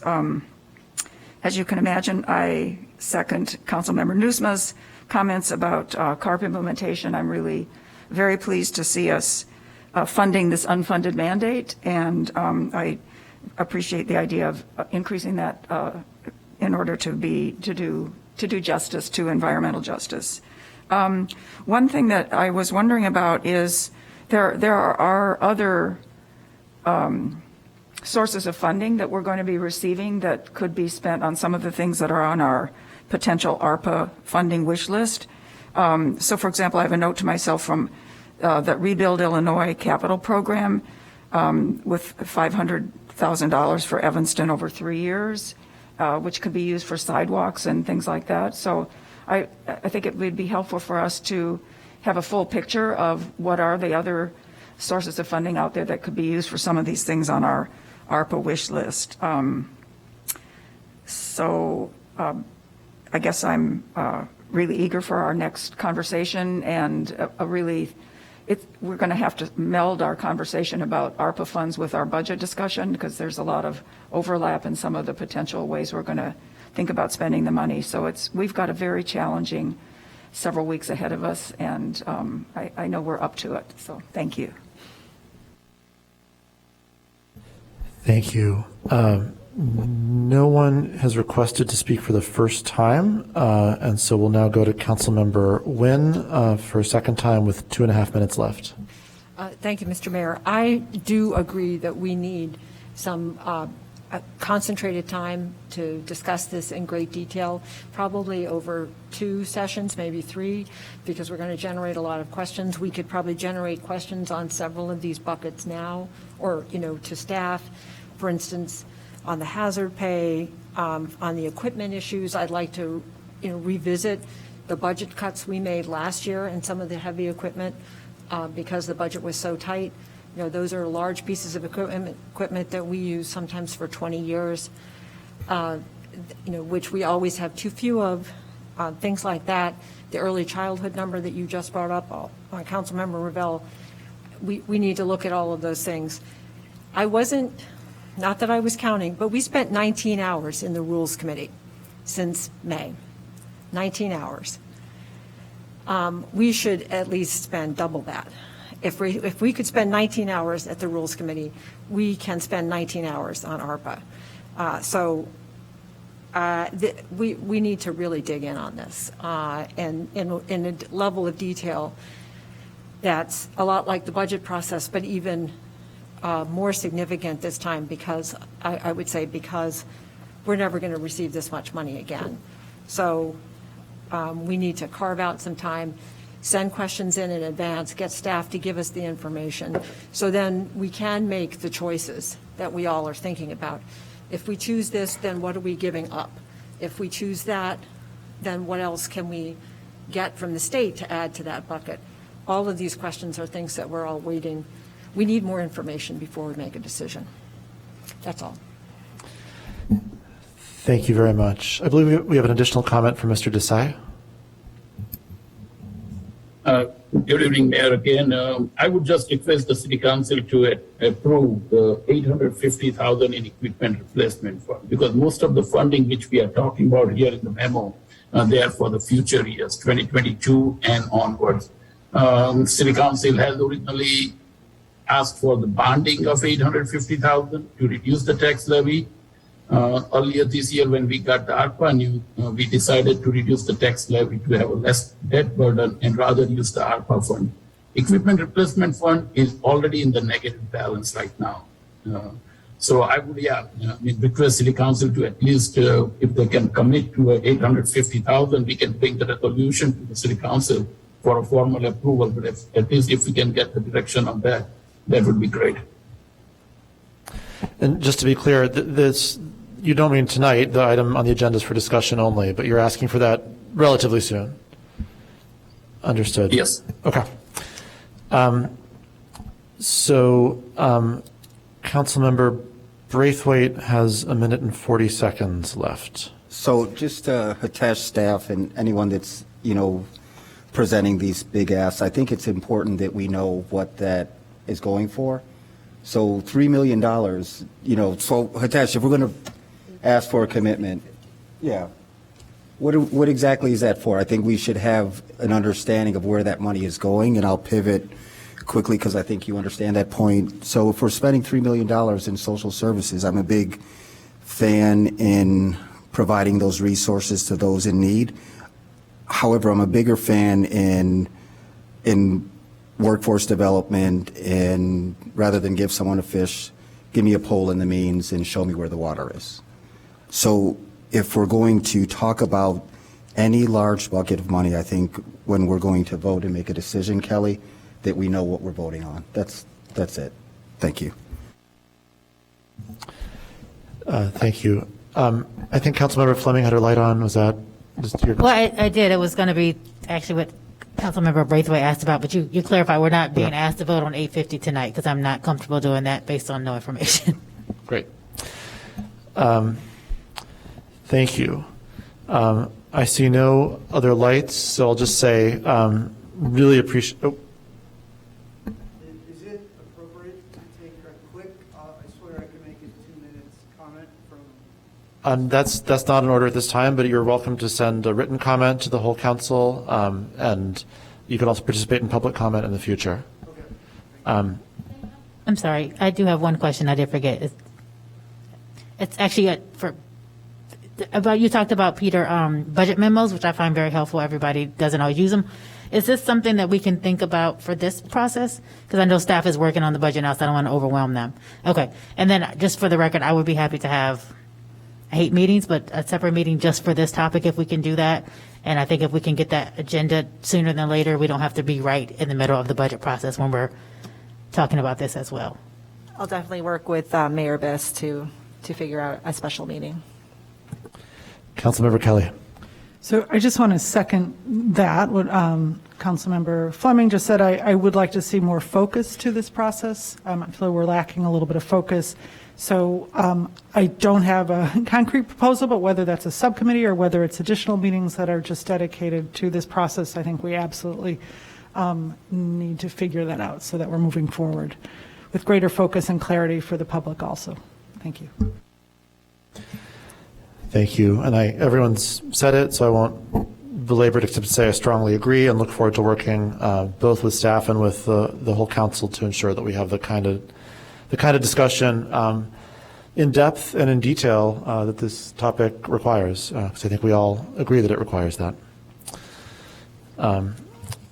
Thank you again, Mr. Anderson, for being a part of this discussion. This brings us now to item SP3. Would someone like to make a motion on SP3? I move item. Okay. I'll move item SP3, which I should probably have in front of me. The affordable housing activities in progress in 2021. This is for action to accept and place on file. Is there a second? Councilmember Newsman moves item SP3. Councilmember Revell seconds. And as I understand it, we have a presentation here kind of led and curated by Sarah Flax, but with several other guest speakers as we move along. So go ahead, Ms. Flax.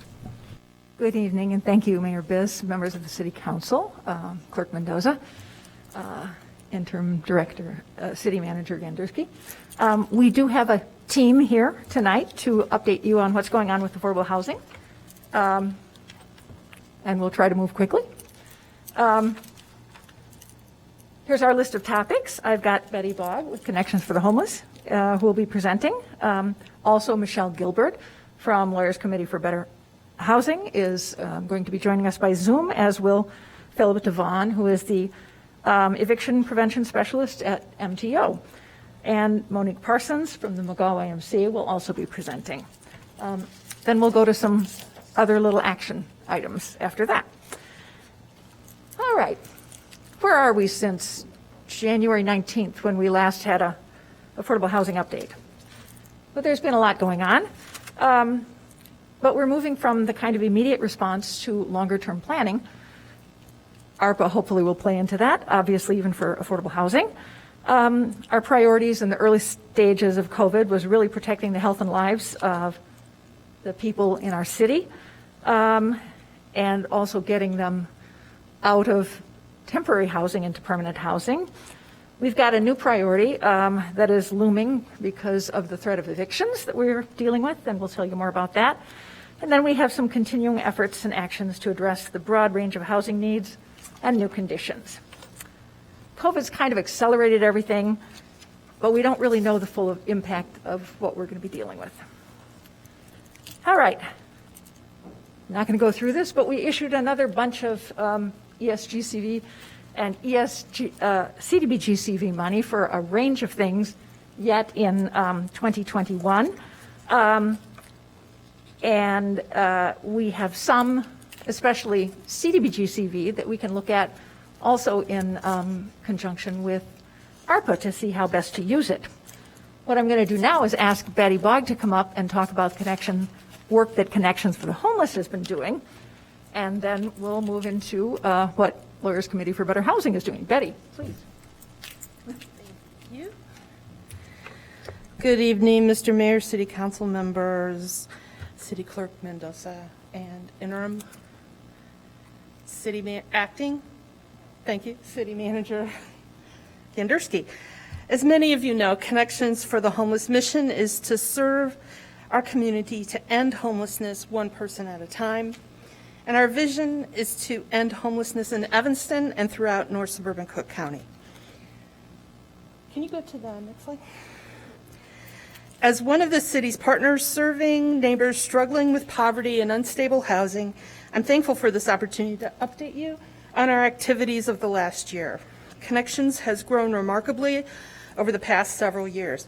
In 2018, we served 1,400 people, and last year that number was 4,000.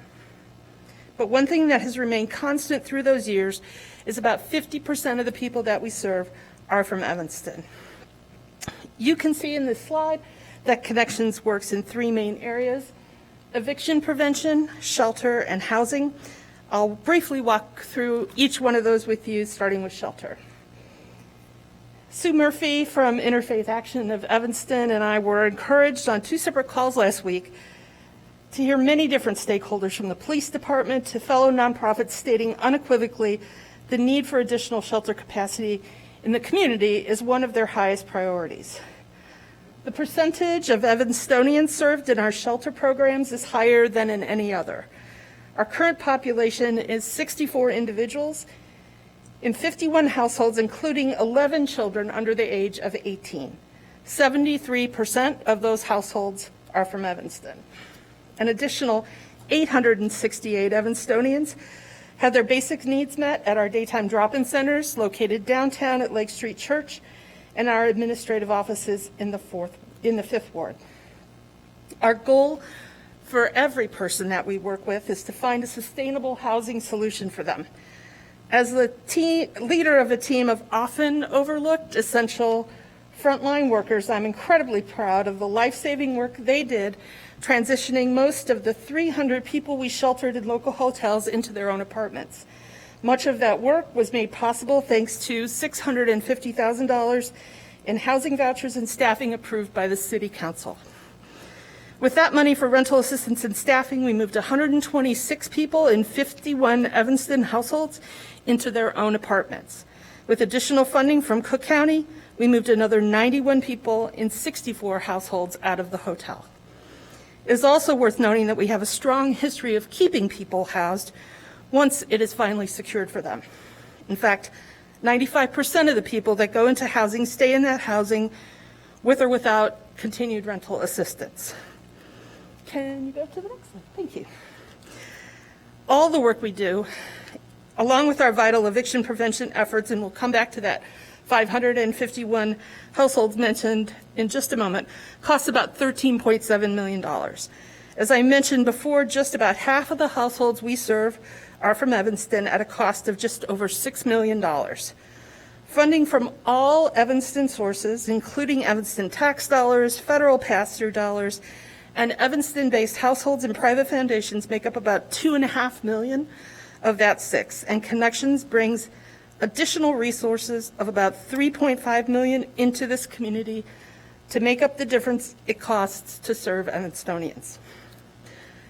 This slide, the next slide, sorry.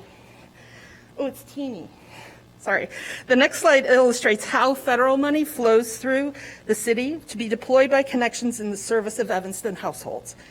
Of the $1.8 million that was directed by the city to Connections last year, just under $60,000, which is at that tiny one in the bottom, was generated by Evanston taxes.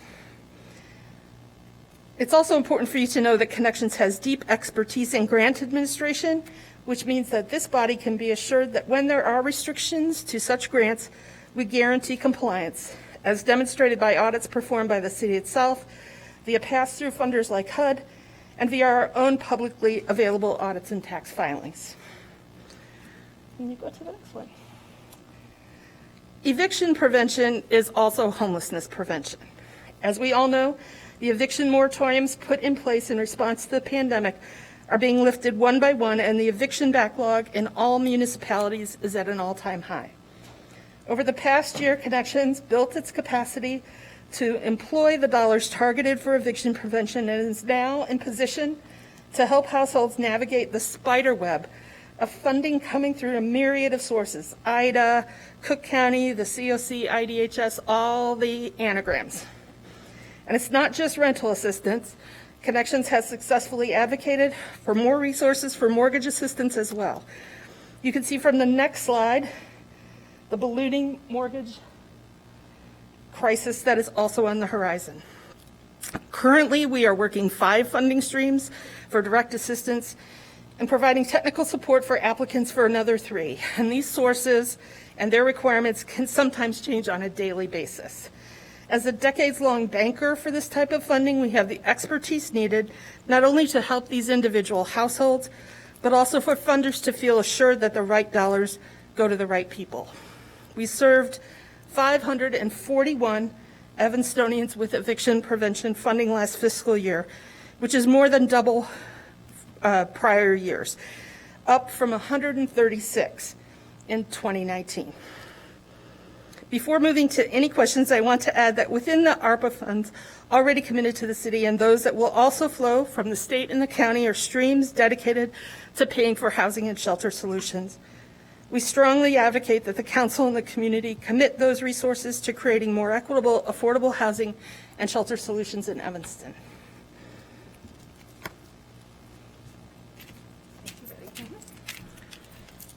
All right, so Betty told you a little bit about what's out there. This is just what's coming up in the near future from funding streams that have already been issued, most of which do not come through the city of Evanston, and that is the emergency rent assistance. The first amount of it was from the Consolidated Appropriations Act. What's coming out now is from ARPA as well, but it's a totally separate pot of money, and Connections will be working on both of those. Mortgage assistance from IDA, more of it will be forthcoming. And Connections is using the CDBG-CV funding that this council just authorized to use for either rent or mortgage assistance to fill in gaps and try to keep people housed while we're waiting for all the rest of this money to come out. And then there is the Cook County Legal Aid Services that are very important for you to hear about. And I've got Michelle Gilbert from the Lawyers Committee for Better Housing to talk more about that now. Michelle, are you on? Yes. Well, thank you, Mayor Biss and members of City Council for letting me zoom in from Hyde Park to share some information with the City of Evanston. I'm the Legal and Policy Director at Lawyers Committee for Better Housing. We represent tenants throughout Cook County in eviction, fair housing, and conditions cases. We're one of the founding members of the Early Resolution Program, which actually builds on a program that we established before the pandemic called the Eviction Brief Advice Desk. The Cook County Legal Aid for Housing and Debt is a new program, but it does not create a new entity. It funds existing legal aid organizations. Not only does it provide legal services, but it fundamentally changes the way that the eviction docket is run. Previous to the ERP being started, ERP Early Resolution Program, all eviction cases were initially set for trial. And sometimes a tenant might be able to get a continuance. Usually required a lot of persuading. Now all eviction cases are set for an initial case management. The case is pretty much automatically continued for 14 days.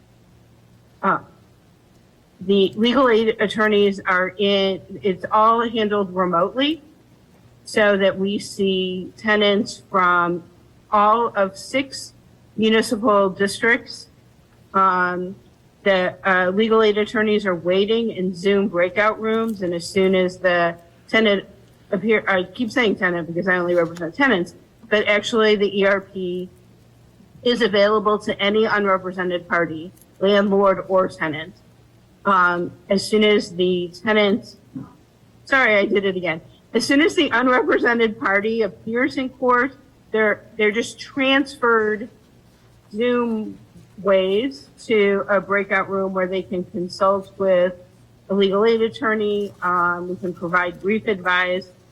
We can go to a mediation. We can just the two attorneys together negotiate an outcome, and that ERP is conceptualized to provide brief advice in negotiation because Lawyers Committee for Better Housing receives specific funding from the City of Evanston. We're also able to provide extended representation if the landlord and tenant aren't able to resolve the case in the early proceedings. We're able to represent the tenant if the matter would go to court. As you're probably well aware, there have been eviction moratoria in place throughout since the beginning of the pandemic, and we're really at the end of that. The only moratoria that is currently in place, the governor's moratoria, prevents the execution of evictions. So evictions are being filed, trials are being held, orders are being entered. The only thing that isn't happening is that eviction orders aren't being aren't being executed for covered persons. So that declaration requirement is still important. Our rent intervention tool can help anyone anywhere in the state of Illinois produce one of those declarations that up until October 3rd will prevent the eviction, the actual execution of an eviction order against a tenant. If any of your constituents call with any kind of summons, the most important thing for them to know is that they need to go to court. Eviction court is no longer being held in person. Like I said, it is all handled remotely. And people can have eviction orders entered against them if they can't go. If you, we have a handout.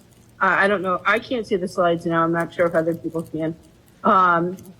That explains that tenants should go to eviction court by Zoom. If you have a constituent who, doesn't really know what that means, please try to help them on Zoom, and then they go to court.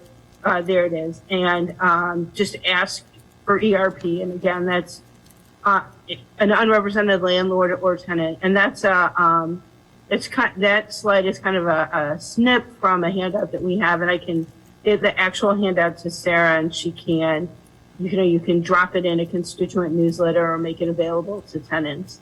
The last thing that I'll point out is a significant change in Illinois law that addresses sealing of eviction records. So in the past, files were open to the public and to credit reporting agencies upon filing. And then a tenant could file a motion to have the record sealed, but it was a very high legal standard.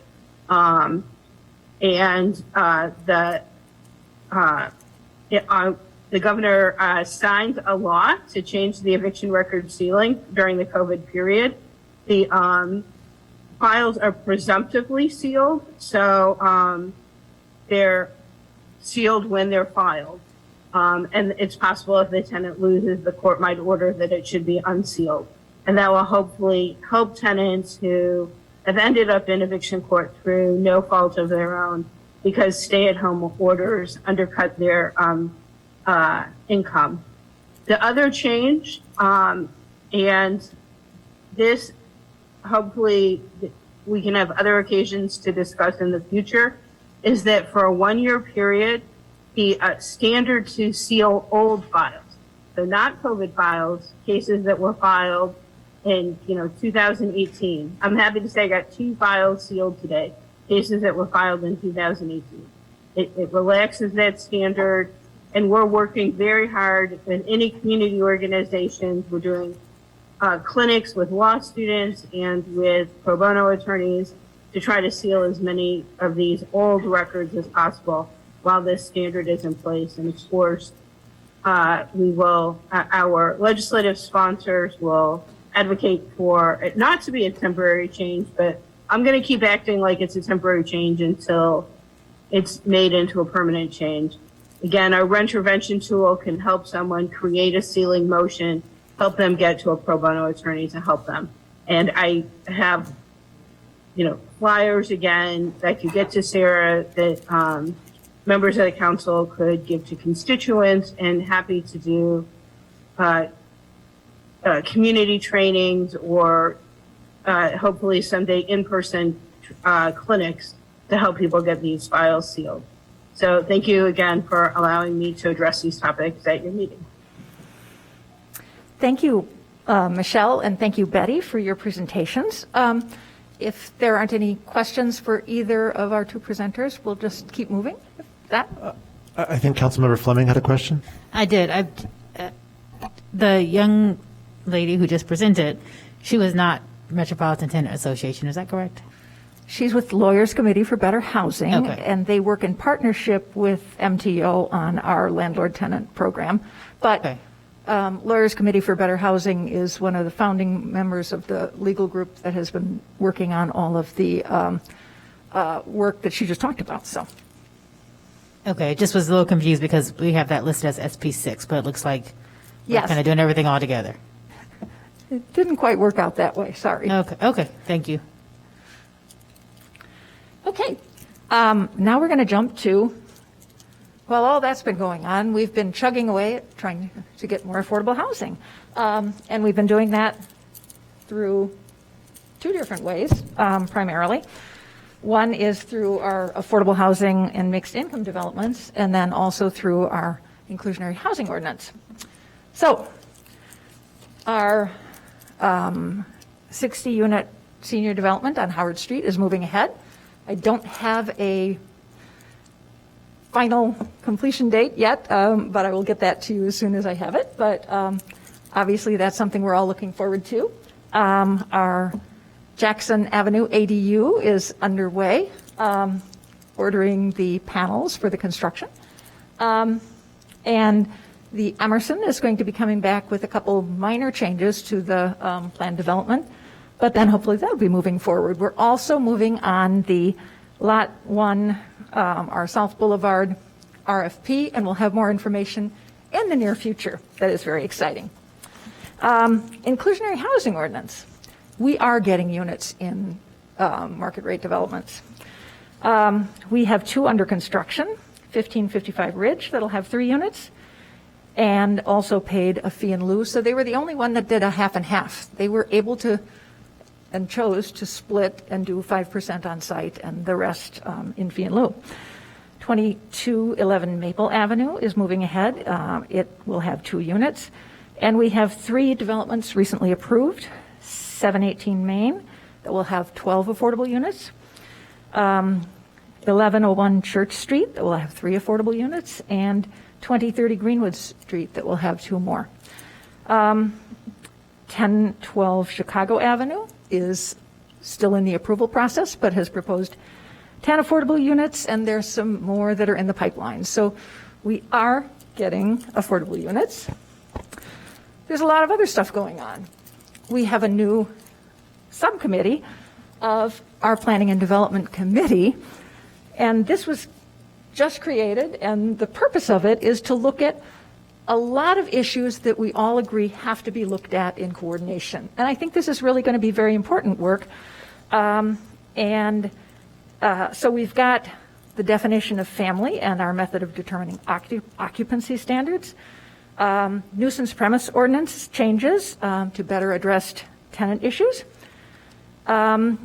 We do have some work, and we had started it working with the Housing and Homelessness Commission to look at how to update our landlord-tenant ordinance, and that is important work. And Lawyers Committee for Better Housing has been and will continue to help advise us on that. And we need to look at rental licensing as a more effective tool to maintain property standards and ensure decent and safe housing.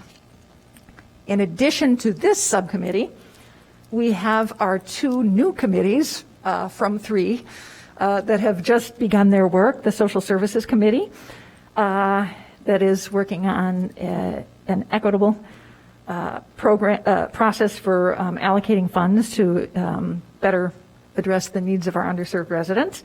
And they're looking at CDBG Public Services and City Human Services, and also ESG. We're actually going to ask you to vote on a 2021 recommendation on that very shortly. And then the Housing and Community Development Committee, which is really the built environment part of that. And that will be responsible for the HUD consolidated plan and the pieces of that happen every year, and the CDBG funding except for the public services, plus home and affordable housing fund. So there's a lot going on. Some other topics we're going to cover yet this evening.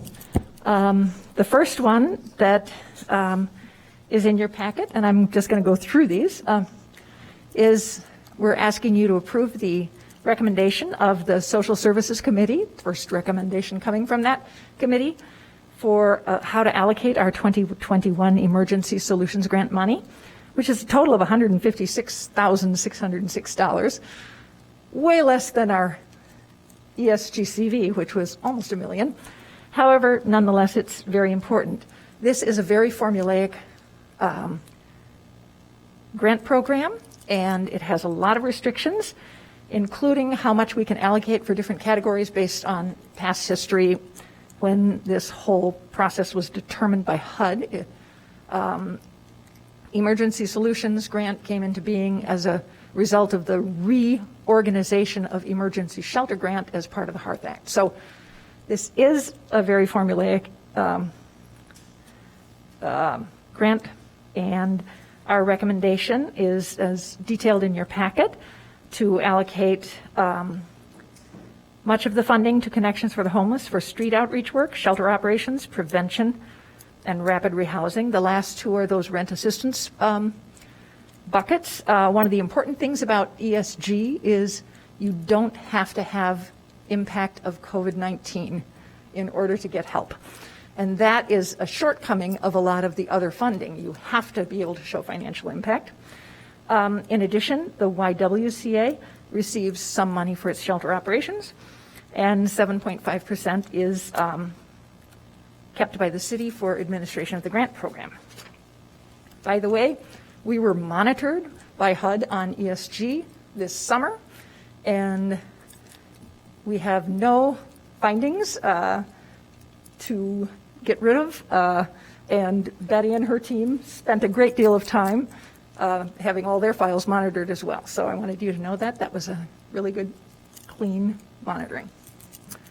So on this one we are asking for action on. And just for my own clarity, I'm not sure I totally followed the response to Councilmember Fleming's question. Is the discussion that just happened a kind of an amalgamation of SP3 and SP6? Or will there be a return to the SP6 There will discussion? be a return to Got SP6. it. Okay. Is there any discussion or questions on the presentations or topics we just heard about?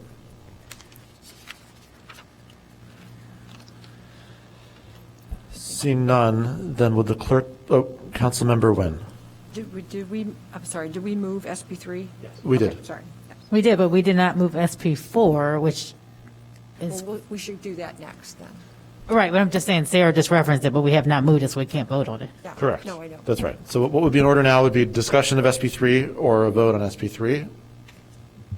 And seeing no discussion, let's go to the vote. Would the clerk please call the roll? Councilmember Nguyen? Aye. Councilmember Newsma? Aye. Councilmember Burns? Aye. Councilmember Suffredin is Councilmember Revell? Aye. Councilmember Fleming? Aye. Councilmember Kelly? Aye. Councilmember Braithwaite? Aye. On a vote of 7-0, SP3 passes. And now to Councilmember Fleming's point, would someone care to make a motion on item SP4? I move SP4, 2021 Emergency Solutions Grant Recommendation for action. Second. Councilmember Fleming moves SP4. Councilmember Nguyen seconds. Is there any discussion on this item? Seeing none, would the clerk call the roll? Councilmember Nguyen? Aye. Councilmember Newsma? Aye. Councilmember Burns? Aye. Councilmember Revell? Aye. Councilmember Fleming? Aye. Councilmember Kelly? Aye. Councilmember Braithwaite? Aye. By a vote of 7 voting in favor, none voting against, SP4 passes as well. Thank Thank you very much. And this now brings us to SP5, which is an item for discussion. Would someone like to make a motion to enable our discussion to occur? I'll move item SP5, the McGaw YMCA Men's Residence Renovation Plan presentation. This is for discussion. Second. Councilmember Nusma moves item SP5. Councilmember Wynn seconds. Ms. Flax, did you want to begin, or will we start with Ms. Parsons from the Y? I would like to invite Monique Parsons, the President and CEO of the McGaw YMCA, up for her presentation. And we just have to switch presentations here real quickly. Okay, thank you. All right, good evening. Good evening. Good evening. Good evening, Mayor Biss, City Council members, Clerk Mendoza, and Interim City Manager Endersky. Recognition is good. I'm Monique Parsons. I'm the President and CEO of McGaw YMCA. And on behalf of our board, I want to thank you for giving me the opportunity to present to you this evening, really about the reality and the future vision of our men's residence program. That's what this focus will be. So while I know many of you have already taken up some time with me to discuss the renovation and our vision and so forth and so on, I want to thank you for that, for doing that, for giving me that time to just share my excitement in how we can partner together in making sure that we continue to put housing and affordable housing as a priority in our community. However, I won't ask you to close your eyes, but I will ask you to remove your shoes and place them in someone else's shoes. And what I want you to do is think about suddenly being displaced from your home and having to decide which possessions to bring with you to a very unfamiliar place. Now I want you to imagine moving your things to a room the size of a small dorm, possibly a cell, or maybe for some, an average walk-in closet. Now I'm going to add March 21st through May 29th of 2020. Imagine having to do all that under restrictions in this space while trying to survive physically, mentally, emotionally, all the other things you can think about during a global pandemic. This is why this renovation is urgent. For over 133 years, McGaw YMCA, and I'm not proud to say this, but it's the truth, has not renovated our space at McGaw YMCA at 1000 Grove. However, we started at a storefront on Orrington. Then we moved to Emerson Branch YMCA, in which we provided housing for young black men in this community that were students on Northwestern's campus but could not live on their campus, so they lived at Emerson YMCA. And then we built the magnificent McGaw YMCA on Grove. And those rooms have remained the same for over 130 years. So that's why this is urgent. That's why the time is now. And so, I want to go through this presentation just to highlight some of the things you've already seen, but then also to take questions based on what we're talking about. So you can go ahead to the next slide. This just gives you a visual of where we started. But what's so important about this is that it also shows you how committed we've been to housing in Evanston. At the Grove Building, 172 rooms to be exact. And we've done that for a very long time. And we're committed to doing it. While other YMCAs have pulled away from that, McGaw YMCA made sure that we stayed in this business because it is a commitment and it's so important to the community of Evanston. It's bigger than McGaw. It's about the Evanston community. So we've tried to estimate, since the time we've started, how many lives have we touched? And it's really, really hard to get that number down, since 1885. But, somewhere roughly in the 20,000, 15,000 men have been touched by staying under our dwellings. Next.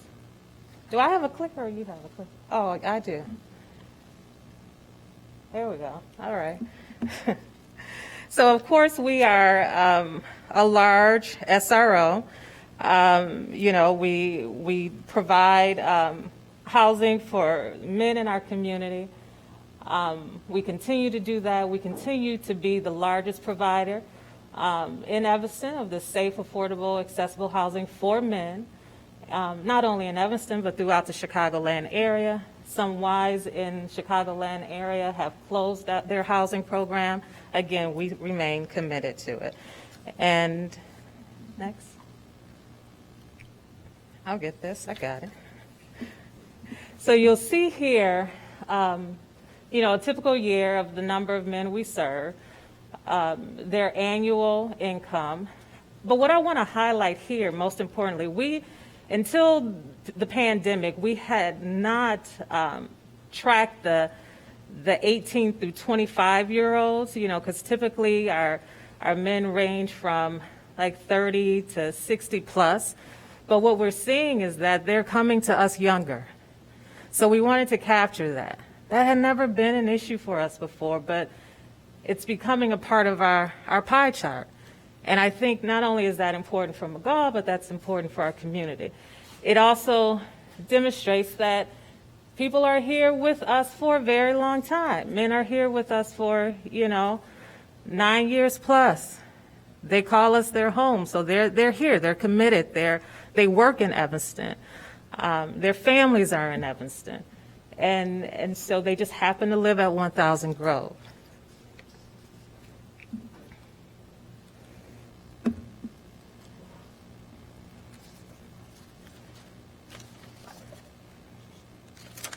Trying to get this right. So the other thing that makes us, I think, especially unique is that not only do we provide a place for men to live, we've made sure that we've evolved over the past, at least as long as I've been there, 16 years, to make sure that we provide financial literacy. We hire some of the men that also live with us. Credit recovery, job training and placement. And for those that choose to stay and live and age in place, when it's time for them to transition to a more, an environment that is more established medically, we make sure we help them with that transition. So we provided case management, added that to our program, because we understood that our men come with needing more than just a place to live, but they come needing assistance, and so we made sure that we provided that for them.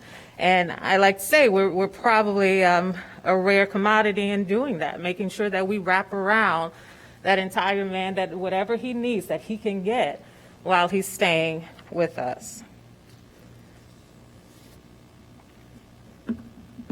So this right here, this sort of demonstrates the breakdown in our operating revenue, but it also signifies the track record of sustainability.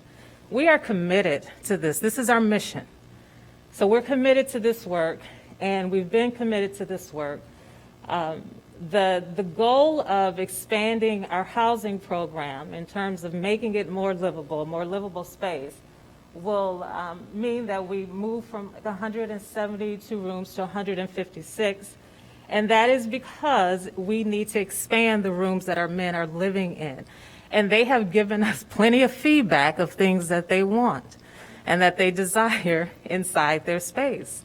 Things that maybe, I know that I would take for granted, but they want. They want a room to keep their bikes safe and not have to lock their bikes on the street and possibly them being there in the morning or being stolen at night. They need a place that is going to give them bigger bathrooms and shower rooms and so forth. And so they've asked us for that. And because of those conditions, we've decided to make the rooms, to have less rooms, but more livable rooms and livable space for them to live in. So this is the total amount that we anticipate the renovation costing us. This includes the relocation. We'll have to relocate our guys, the furnishing, and future maintenance. Our goal is to raise this money, but also to sustain the cost of keeping it up to the conditions so that we're not waiting another 130 years to improve upon our residents' environment.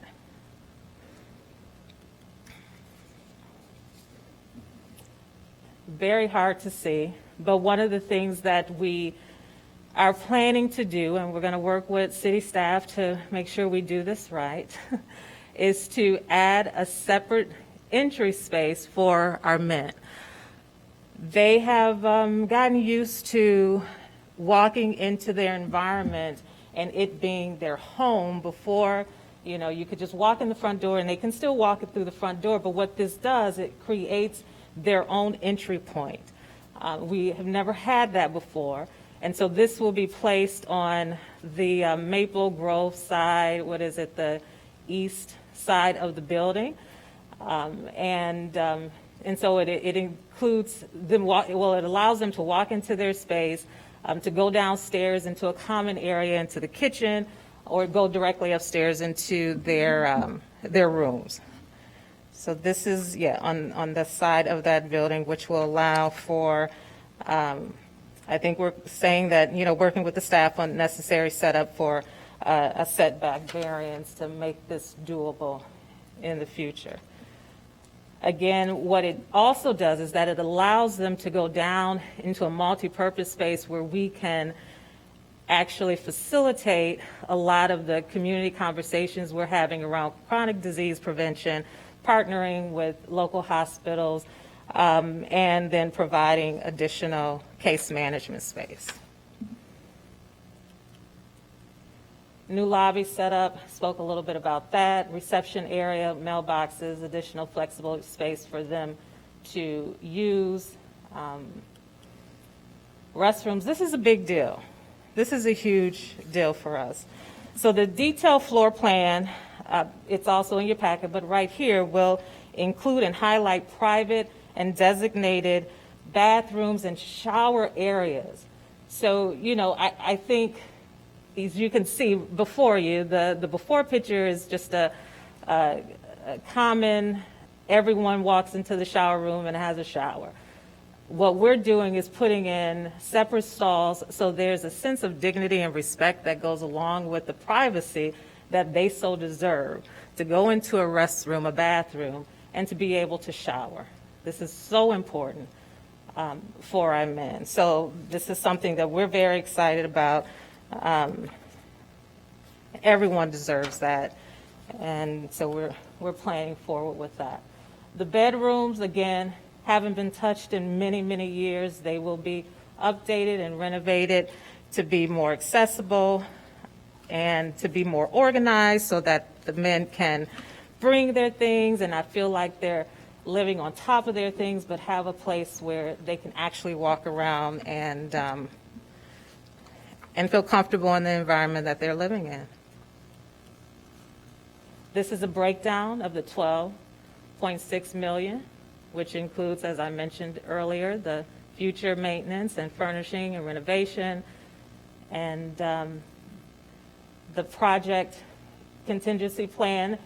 The 1.6 planning and architectural fees have already been given to us. We've been able to start this process with a very generous donor who's been committed and with us throughout the past several years, and he's very dedicated to making sure that our residence program, renovation program works.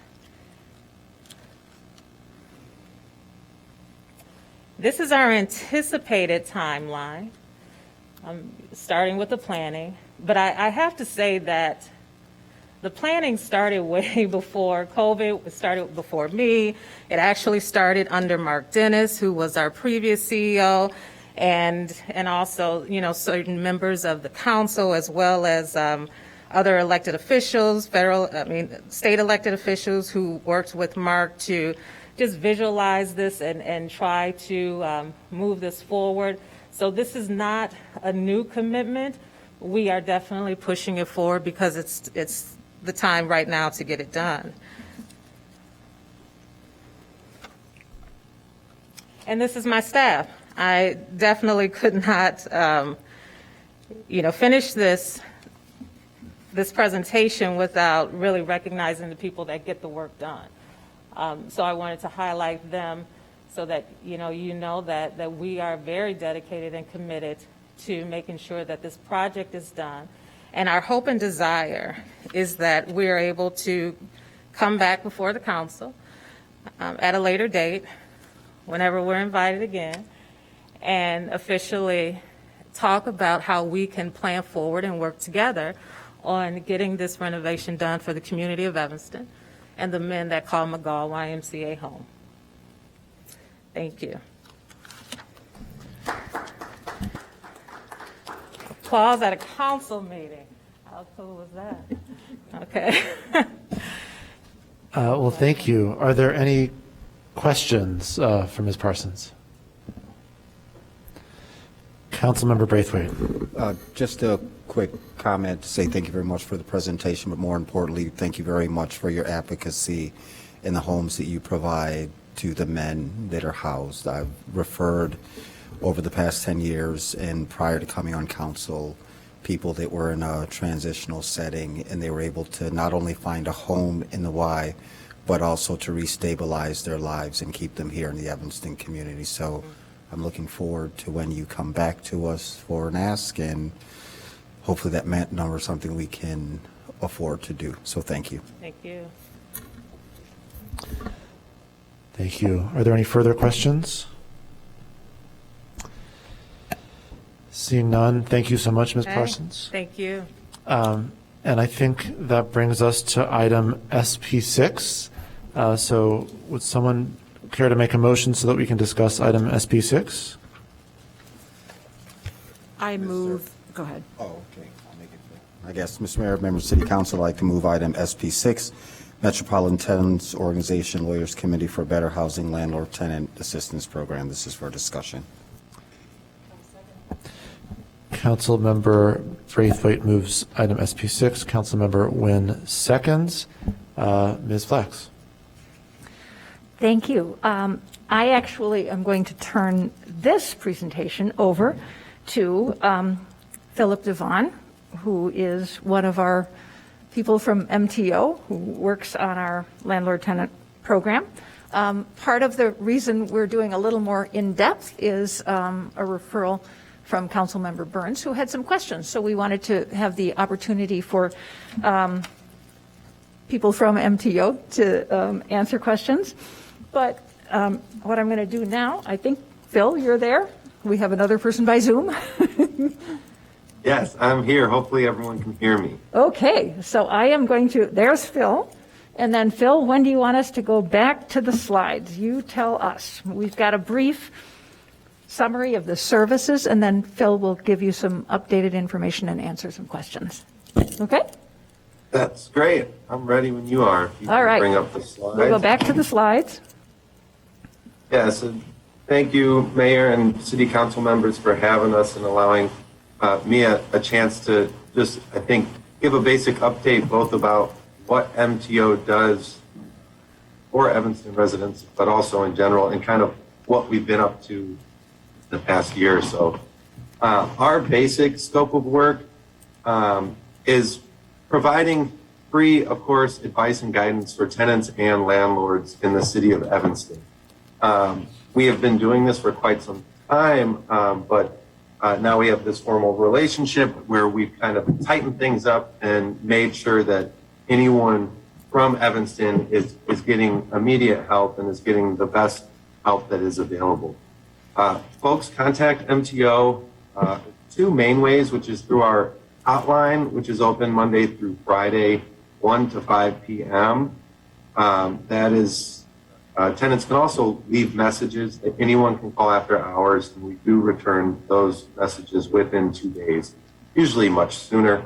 And then we get also a lot of Evanston residents that come to MTO through the city's 311 system. So they called the city, reported whatever issue it is, or sought help for some problem. And if it's a tenant-landlord issue, we will reach out to them and we will open a case and then help that tenant until that problem hopefully resolved favorably.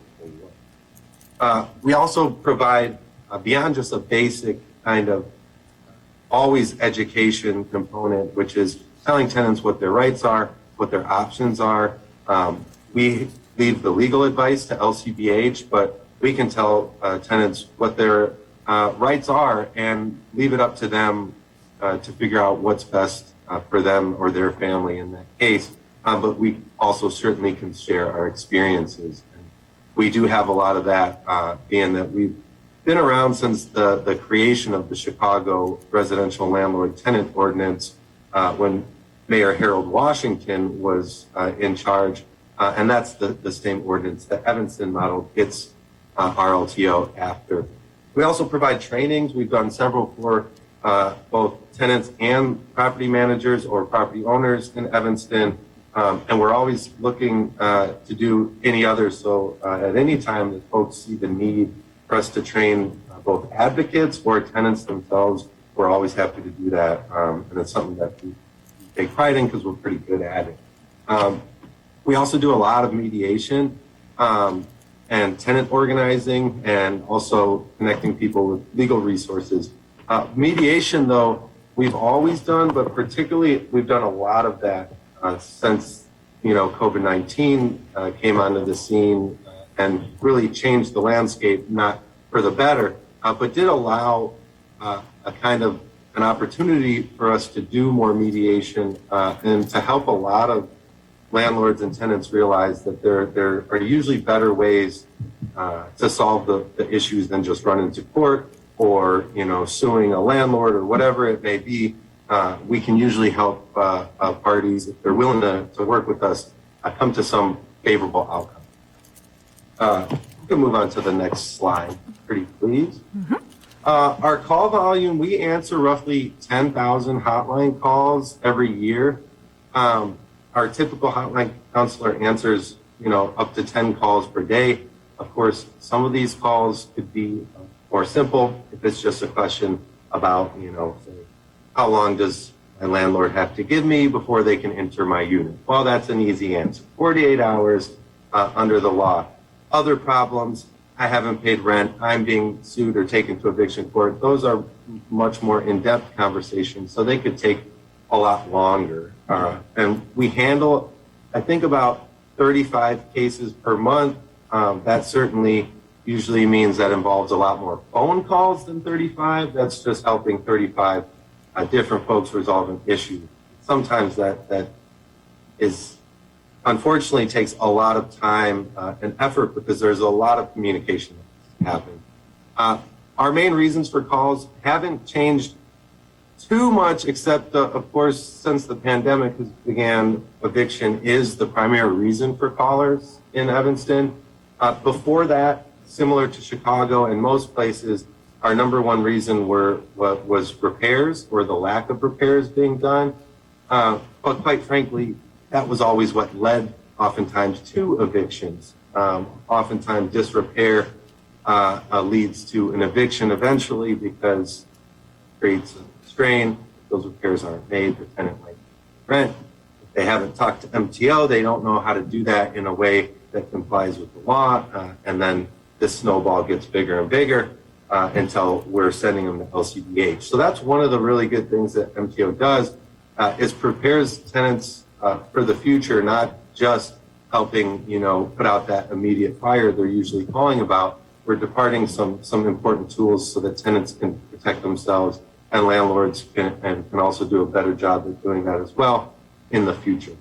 I think on the next slide, we'll be talking about kind of the intake process itself. Of course, I think I mentioned this already. Initial contact typically happens through our hotline or Evanston's 311 system. Our counselor conducts an intake assessment. That includes a certain amount of questions to know what laws cover them, know what the situation is, and what options that tenant has. And then they will go walk through their options under the law with the tenant. Of course, a lot of times there's more complicated issues or follow-up needed. For instance, a lot of times advice revolves around documentation. I always tell tenants, remember one thing about protecting yourself, documentation. Just got to document everything. And that goes for property owners as well. It goes for anyone.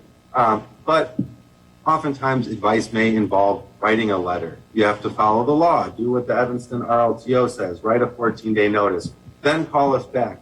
So often we're reviewing letters, providing templates, going over and helping tenants, change those letters so it fits to their particular set of facts. Along those lines, we can also give practical advice about how to best communicate and approach a negotiation with their landlord. I think that's one of the most important kind of intangibles that MTO can offer is years of experience dealing with these situations and being able to show both a landlord and a tenant that you're going to have to kind of give up some things and you're also going to have to kind of take a step back in order to meet in the middle and make sure both people aren't evicted, but people are getting their rent money, et cetera, et cetera. So that practical advice is really something our counselors and then our program staff do a really good job of. I'm part of the eviction prevention team. So oftentimes tenants who do call the hotline or do contact 311 are routed directly to my program for additional assistance, whether that's a direct legal referral. We have a kind of a hastened pipeline directly to LCDH to help tenants get representation as quickly as possible, or doing things like helping tenants actually apply for rental assistance at our offices, getting documents together for court, things of this nature. We also do a couple other programs. Our Healthy Homes program provides healthy homes inspections and assistance to homes that have children dealing with lead or asthma. And we also have building organizing program where we go out and help tenants form tenant associations in buildings facing, building-wide problems. And all of these programs are incredibly successful and work hand in hand with the hotline and the intake process.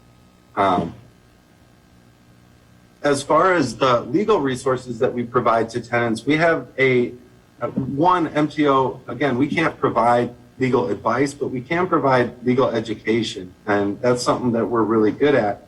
So we help tenants understand the law and the legal process. I find myself saying things like, don't shoot the messenger oftentimes, because we have to explain things that people oftentimes aren't too happy to hear, but that's what they have to hear. So we do a good job of kind of setting the scene and getting people less nervous and understand where they have to go, what they have to do, what paperwork to bring, et cetera, et cetera. And then we also leverage our position as an Illinois Access to Justice grantee to provide really real-time referrals to legal aid agencies. A lot of places, and this is no fault of their own, may just kind of have a list of legal aid, and those things are very rarely updated. MTO's resources are very updated almost daily, essentially, as the rental assistance programs change, as staffing or capacity at places like LCDH and others change. We're on top of that, and so because of our relationships, we really do a good job of avoiding redundancy and not sending tenants down dead ends. I know from doing this for years that nothing's worse than making 12 calls, getting no callbacks, or being told over and over that we can't represent you or we can't help you. So we've really worked to tweak that process over the years to make sure that we are only referring tenants to places that are actually going to be able to help them. And that's what we really do best. And then we'll follow up with tenants once they are represented to make sure that they are showing up, that they understand what they're being told to do or asked to do, et cetera. And that's essentially the basis of what we do. And if anyone has questions, I'd be really happy to answer them. And I think moving forward, MTO and LCBH are going to be kind of all hands on deck dealing with probably the highest rate of calls we've seen since the pandemic began, because on October 3rd, the governor's eviction moratorium will be expiring, and that will not be extended this time. So we will definitely see an influx, but we're prepared. Thank you very much. Is there any discussion?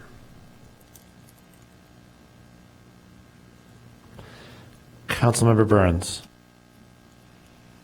Thank you for that presentation. A few questions.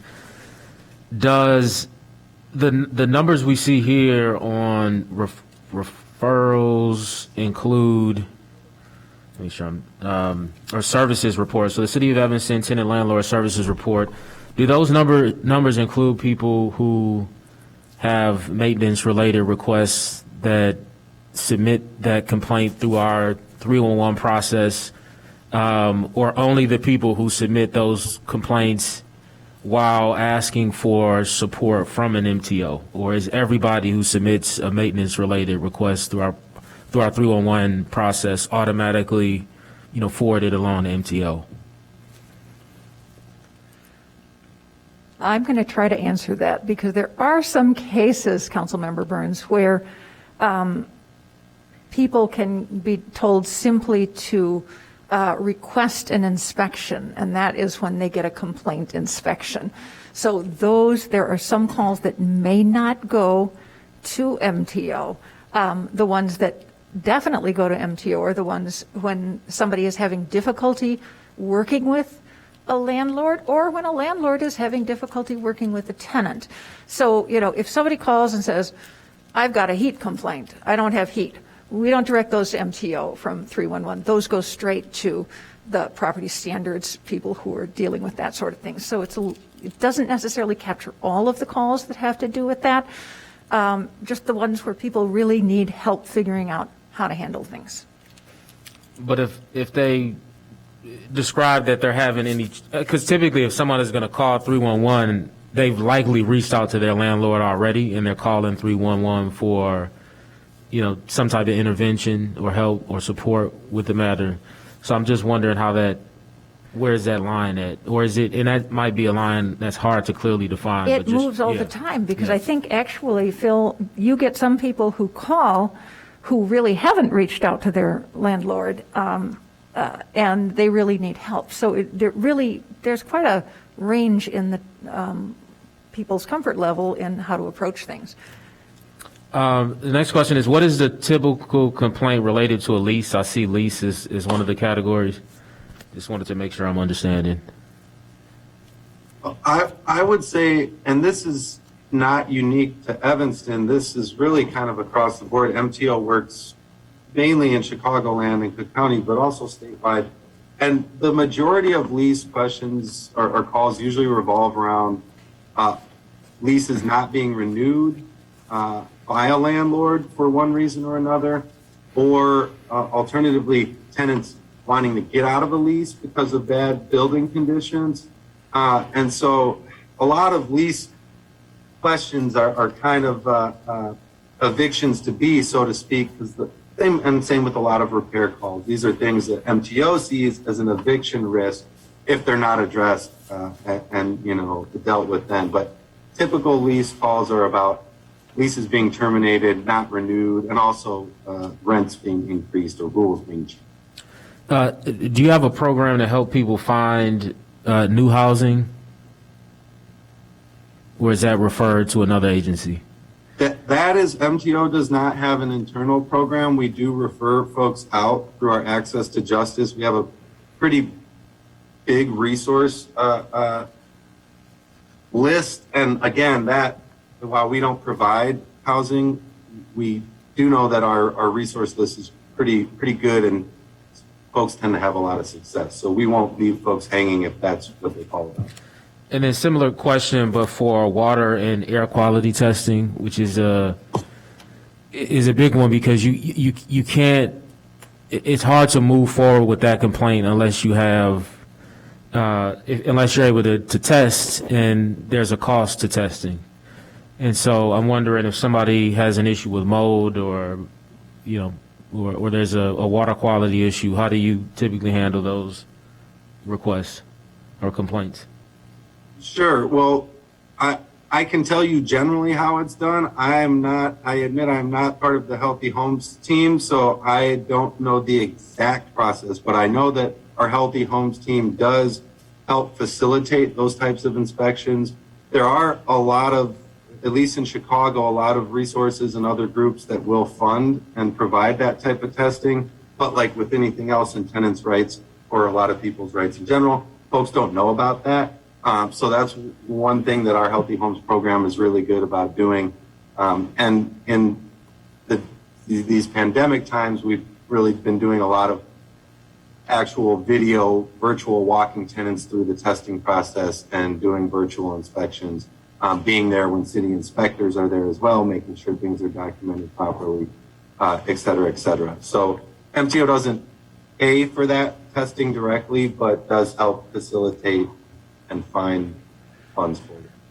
And then just two quick comments, and these act somewhat this direction. So, I would love to see a plan to have more presence in Evanston. I know there were some events that were done, and it was mentioned that the hope is to do more events, but it's really important that people, know who MTO is and have a sense of who their representative is in Evanston that they can call.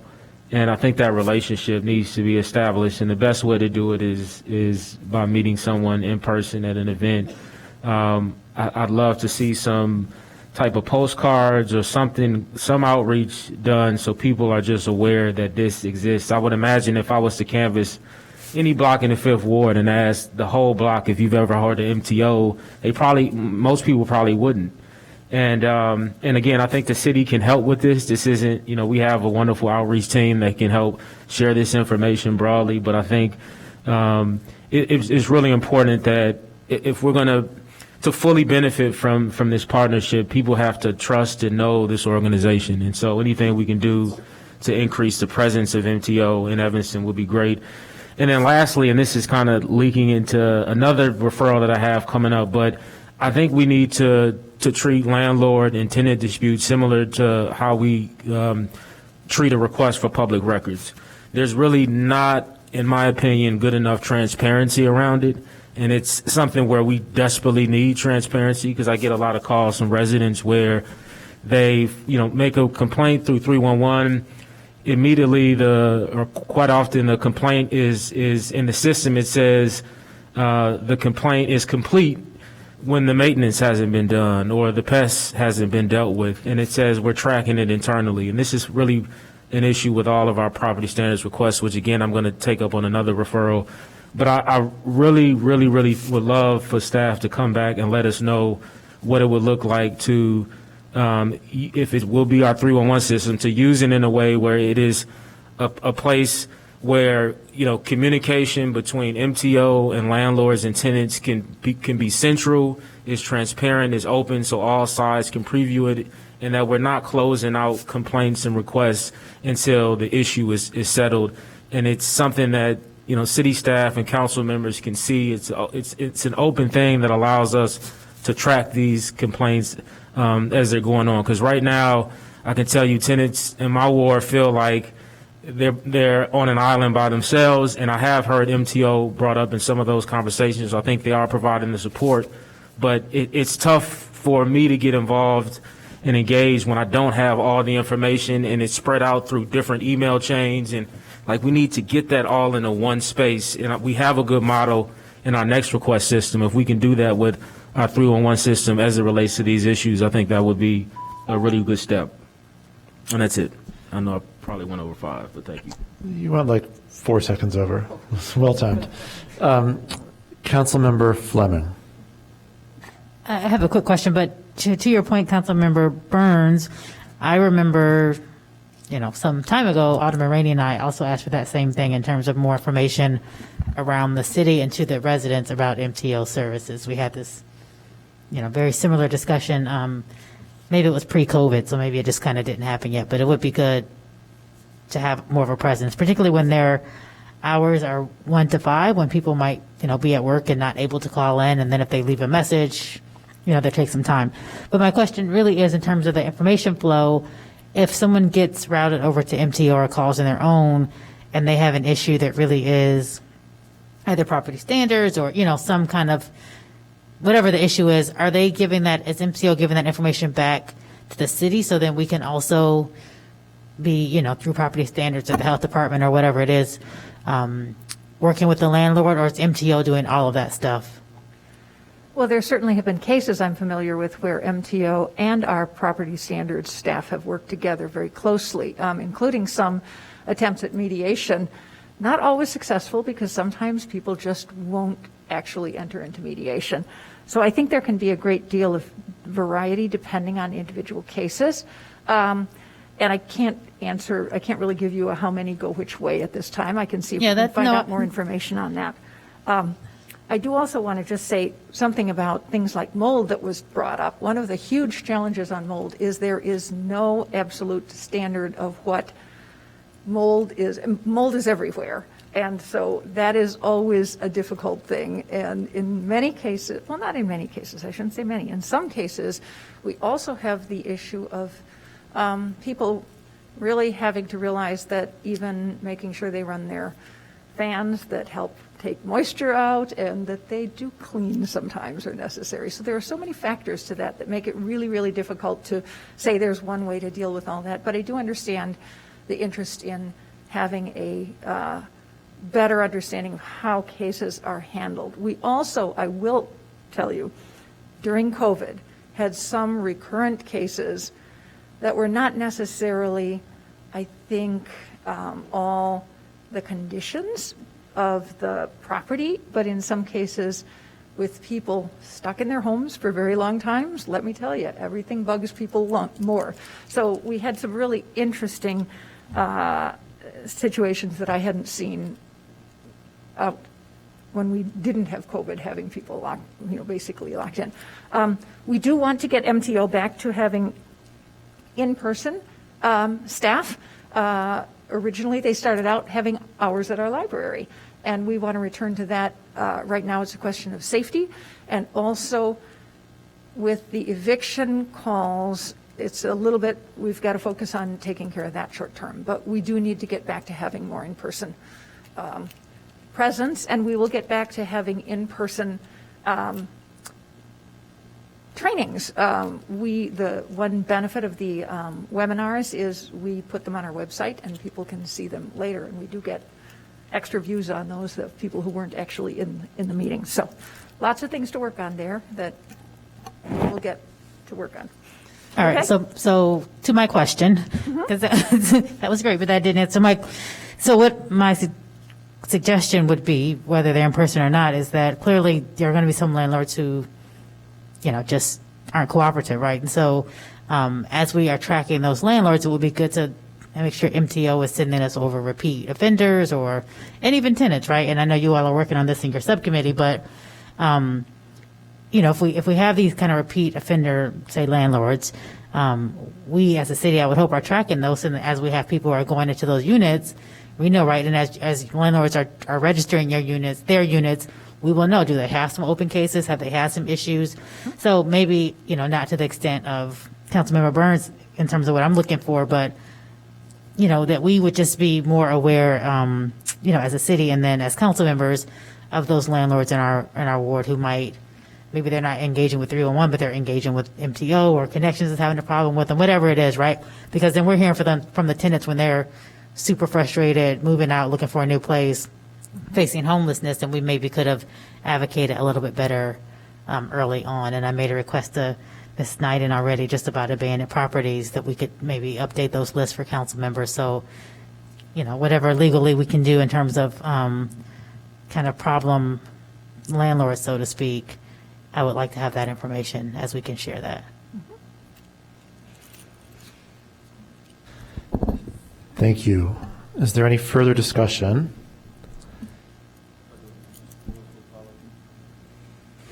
Sure. I don't want my points to get lost. So the in-person is one thing, but also like dropping flyers off at a senior meeting and making sure that each person that's sitting down gets a copy of it would make a big deal, right? So just putting something physical in someone's hand so that they can review is big.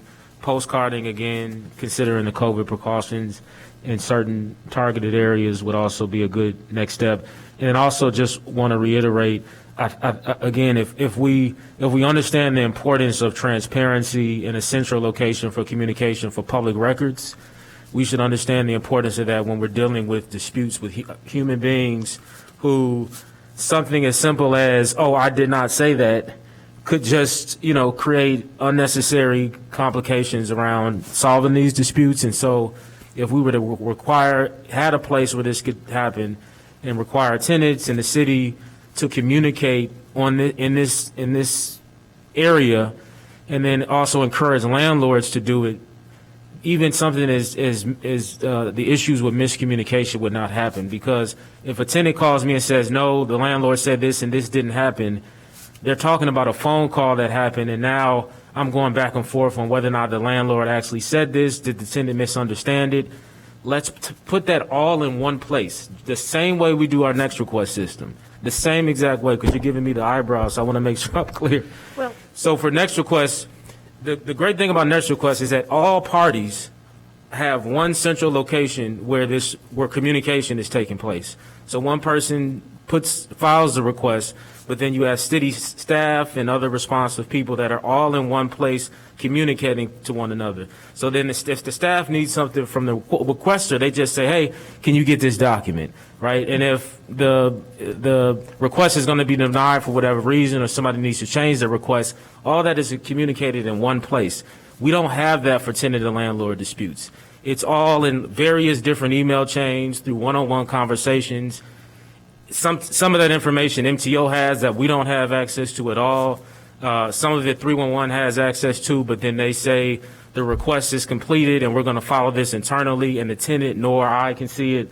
So I'm just saying we need a central location where all of this can take place. And I'm happy to talk about it further offline. But I understand the interest, but I also think that there is an issue with potential privacy and what people want out there too. So I guess I just need to understand a little better how you see that working. But I'd be happy to talk about it. But even something that only the tenant could see would be a benefit to them, right? Even if only the tenant, the landlord, and MTO had access to this, that would, because it would help me to help advocate for them, but they can decide whether or not, the tenant can decide whether or not they want to share that information to me as their elected, official. But the main point is for them to be empowered with this information and to have a central location where all of it is stored. So that's... Okay. Yeah. As of now, we don't have a system that would do that, and that could be looked into. Or we don't have a computer system I think of the same type. Now we've gotten to the place where this would be a great conversation for another time and place. We can certainly work on that. And I'll be happy to do that. All right, anything else on this? So seeing no further questions, that brings us to the next item, which is call of the wards. So thank you very much, Ms. Flax. And we begin with Councilmember Nguyen. No report, Mr. Mayor. Councilmember Nusma. I will take a few minutes, Mr. Mayor. Again, I'd like to express condolences to the family of Hussein Abdul Samad. He was the young man who passed away at Clark Street Beach on Saturday. And just reiterate the congratulations to Chief Pollup and the Evanston Fire Department with an assist from the police department for their successful rescue of the 3 other swimmers at Clark Street Beach this past Saturday. I have 2 neighborhood meetings that I want to put on the record. These are meetings specifically convened to address aggressive panhandling and antisocial behavior. A meeting in the south end of the 4th Ward around Gray Park and Main Street is scheduled for Thursday, September 30th at Robert Crown. That one's at 7 p.m. You don't have to be in the 4th Ward to attend. A similar meeting in the downtown area, Davis Street area, is scheduled for Sunday afternoon, October 3rd, 4 p.m. at St. Mark's Church. Those two meetings are in addition to my regular ward meeting, October 5th, 7 p.m., Robert Crown, and office hours Saturday, October 9th, 10 to noon at Reprise Roasters on Main Street. And speaking of Main Street is no longer Payne Street. The work there is done, or at least 95% done. We hope to have street cleaning and sidewalk sweeping done before too long, and things can get back to as normal as possible. Thank you. Councilmember Burns. Just want to use this time to talk about a committee that I've proposed that we'll discuss at the next Human Services Committee meeting, I believe. I wanted to share this during the affordable housing discussion and just missed the opportunity. But it's called Here to Stay. And the point of the committee is to really act as a balance between long-term planning and things that we've talked about and kind of known actions that we can take to address the issue of long-time displacement from Evanston residents. While I do believe that long-term planning is important, again, there are immediate actions that we must take, that we need to take to address this issue, particularly with the moratoriums ending or already have ended. And so some of the things that I really want to discuss on this committee is, we have many parcels in the Fifth Ward, but I would imagine even throughout Evanston, that have remained vacant for years. And we need to get to the bottom of why, whether it's a zoning issue or some other issue, but have a really important discussion about where density is ideal opportunities to create greater density, because we know with greater density the cost to build goes significantly down. I also think that we need to have an important discussion about where local preferences on affordable housing are advised. We have done a lot in terms of affordable housing in Evanston, but if you dig even a bit deeper into them, it went to, yes, support Evanston residents, but also people from Chicago and all around Illinois, or all around our region. And so what I've gotten even from Sue Loback is, there are people in Evanston that are seeking affordable housing that find it in places that aren't Evanston, right? Which is a good point. And so, but the problem, the question that still lingers in my mind is, if we're trying to solve for affordability with Evanston residents, then we need local preferences on affordable housing development. If we are to say that this is a regional issue, then the response maybe should not be a local one, which is what we're doing through our Affordable Housing Steering Committee, but maybe we need a regional Affordable Housing Steering Committee to say that what our effort is going to go towards in Evanston is to making sure that people who need affordable housing in Evanston, or affordable housing who currently live in Evanston, find it somewhere in this region, right, that we can define. But that is really important because, again, we're hearing ongoing criticisms from Evanston residents, which is properly placed, that when we are investing in affordable housing, we're not establishing local preferences at all. And we have to, I really want to use this committee to dive into that. I think it's extremely important. And then we also can go into, certain moratoriums on certain development in designated areas and others. So I'm really excited about creating this committee. I've reached out to Sue and other affordable housing developers and community members about sitting on this committee to really identify things that we can do right now to address this issue. So that is all I would like to say. Thank you. Councilmember Sufferton. No report. Councilmember Revell. Just a quick reminder about my ward meeting this Wednesday, 7 p.m., a virtual meeting by Zoom. We're going to hear from Audrey Niffenegger about Artist Book House and their work at the Harley Clark Mansion, Charles Smith about Jen Jensen Gardens in Evanston and his plans around the Coach House and the landscape around the house.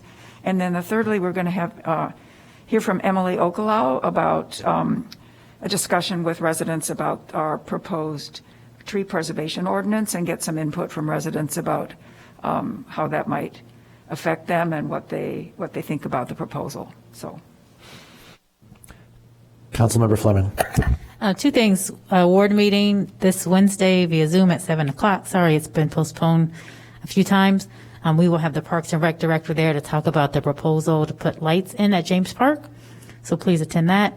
I believe it's in 2 weeks. We're having a meeting on the Oakton street study and the kind of latest proposal by the engineers there that incorporates all of the thoughts that people had in the community. And then lastly, just very quickly wanted to address the comments about the public apology.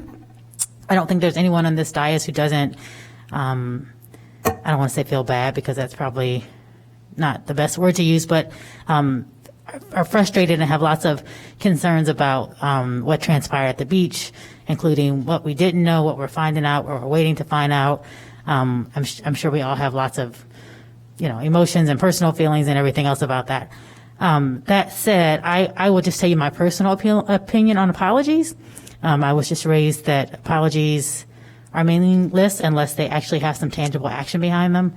I'm not speaking for the whole council in saying that. I'm just telling you that's my personal opinion. So I definitely, feel lots of frustrations around what happened and cannot imagine if that were me or my child or a family member who that happened to, the frustration I would have with the perceived slowness or lack of care by the council.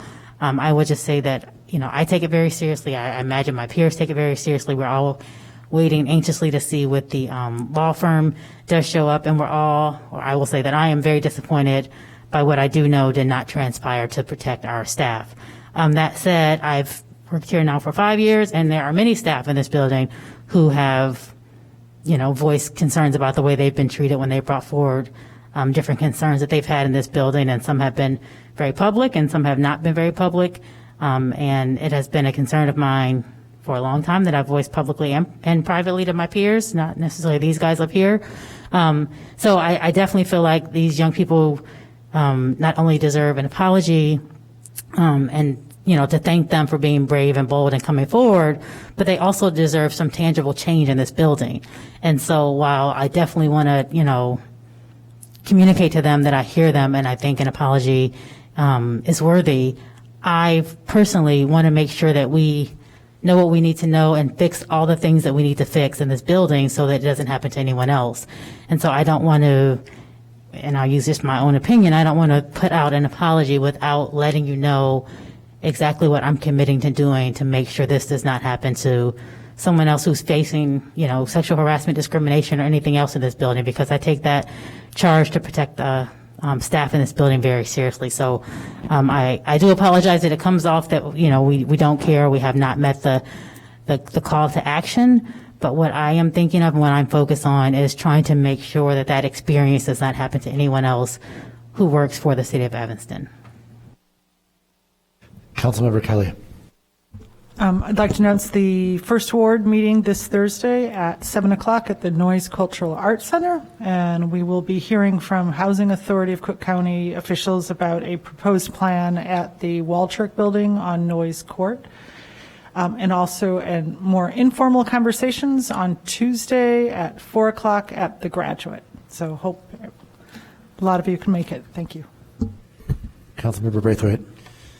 Thank you, Mr. Mayor. First, I want to send a word of condolences to the family of Reverend Dr. Petriefia. We had an amazing service this past Saturday, and I saw many of our city staff that were present. I don't think they recorded it, but for those that worked with, affectionately, Pat, know her family, particularly her daughter, she gave an amazing eulogy. You would think that Pat passed the spiritual baton to her daughter. The way she spoke and the words that she delivered was extremely moving, and I mean words can't describe. So our prayers go out.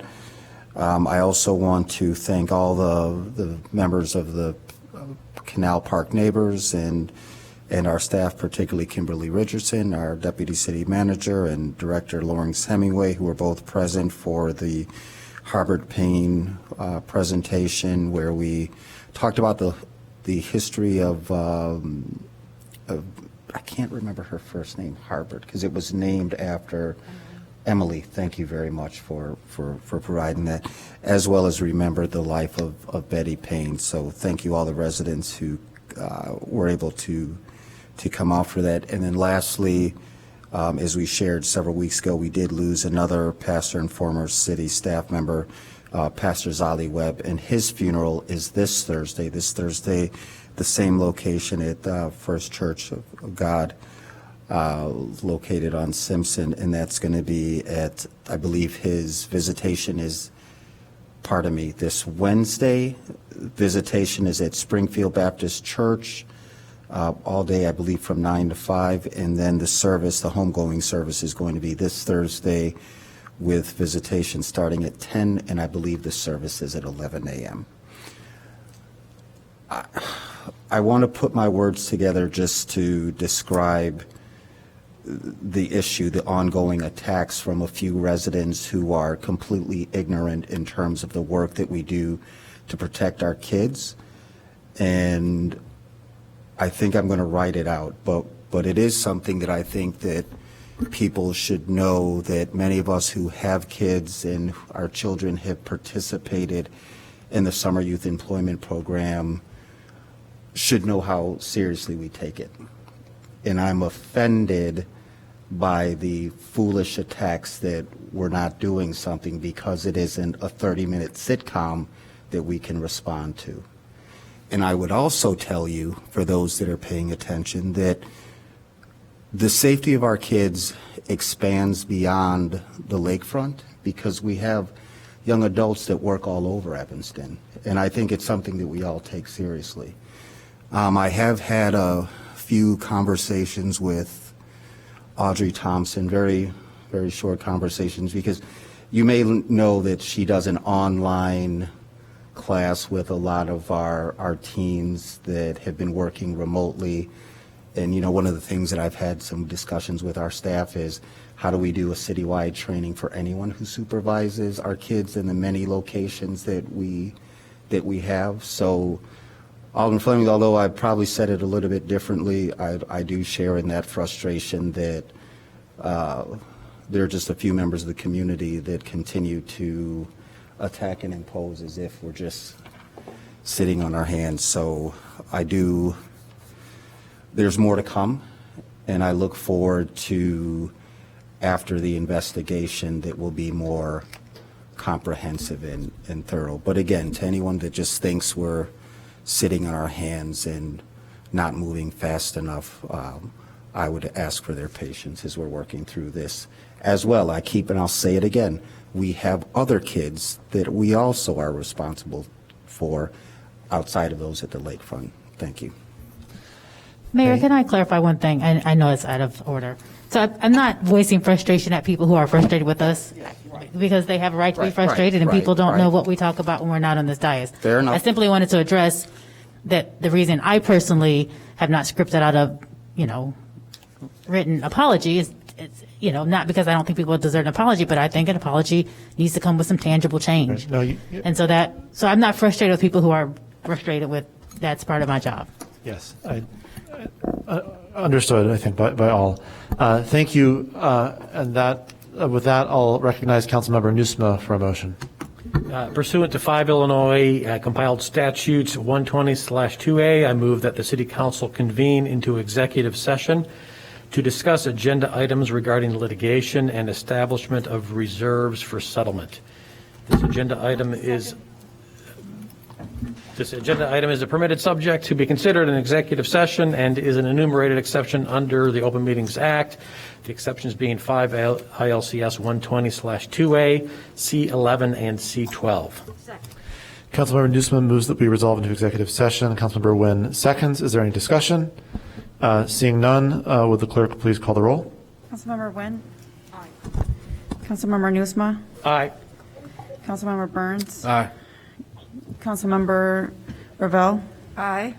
Councilmember, Whoa. Councilmember Sufferton. Aye. There he is. Councilmember Fleming. Aye. Councilmember Kelly. Aye. Councilmember Braithwaite. On a vote of 8-0, the motion carries, and at 8:54 p.m., the September 20th special meeting of the Evanston City Council resolves into executive session to begin immediately.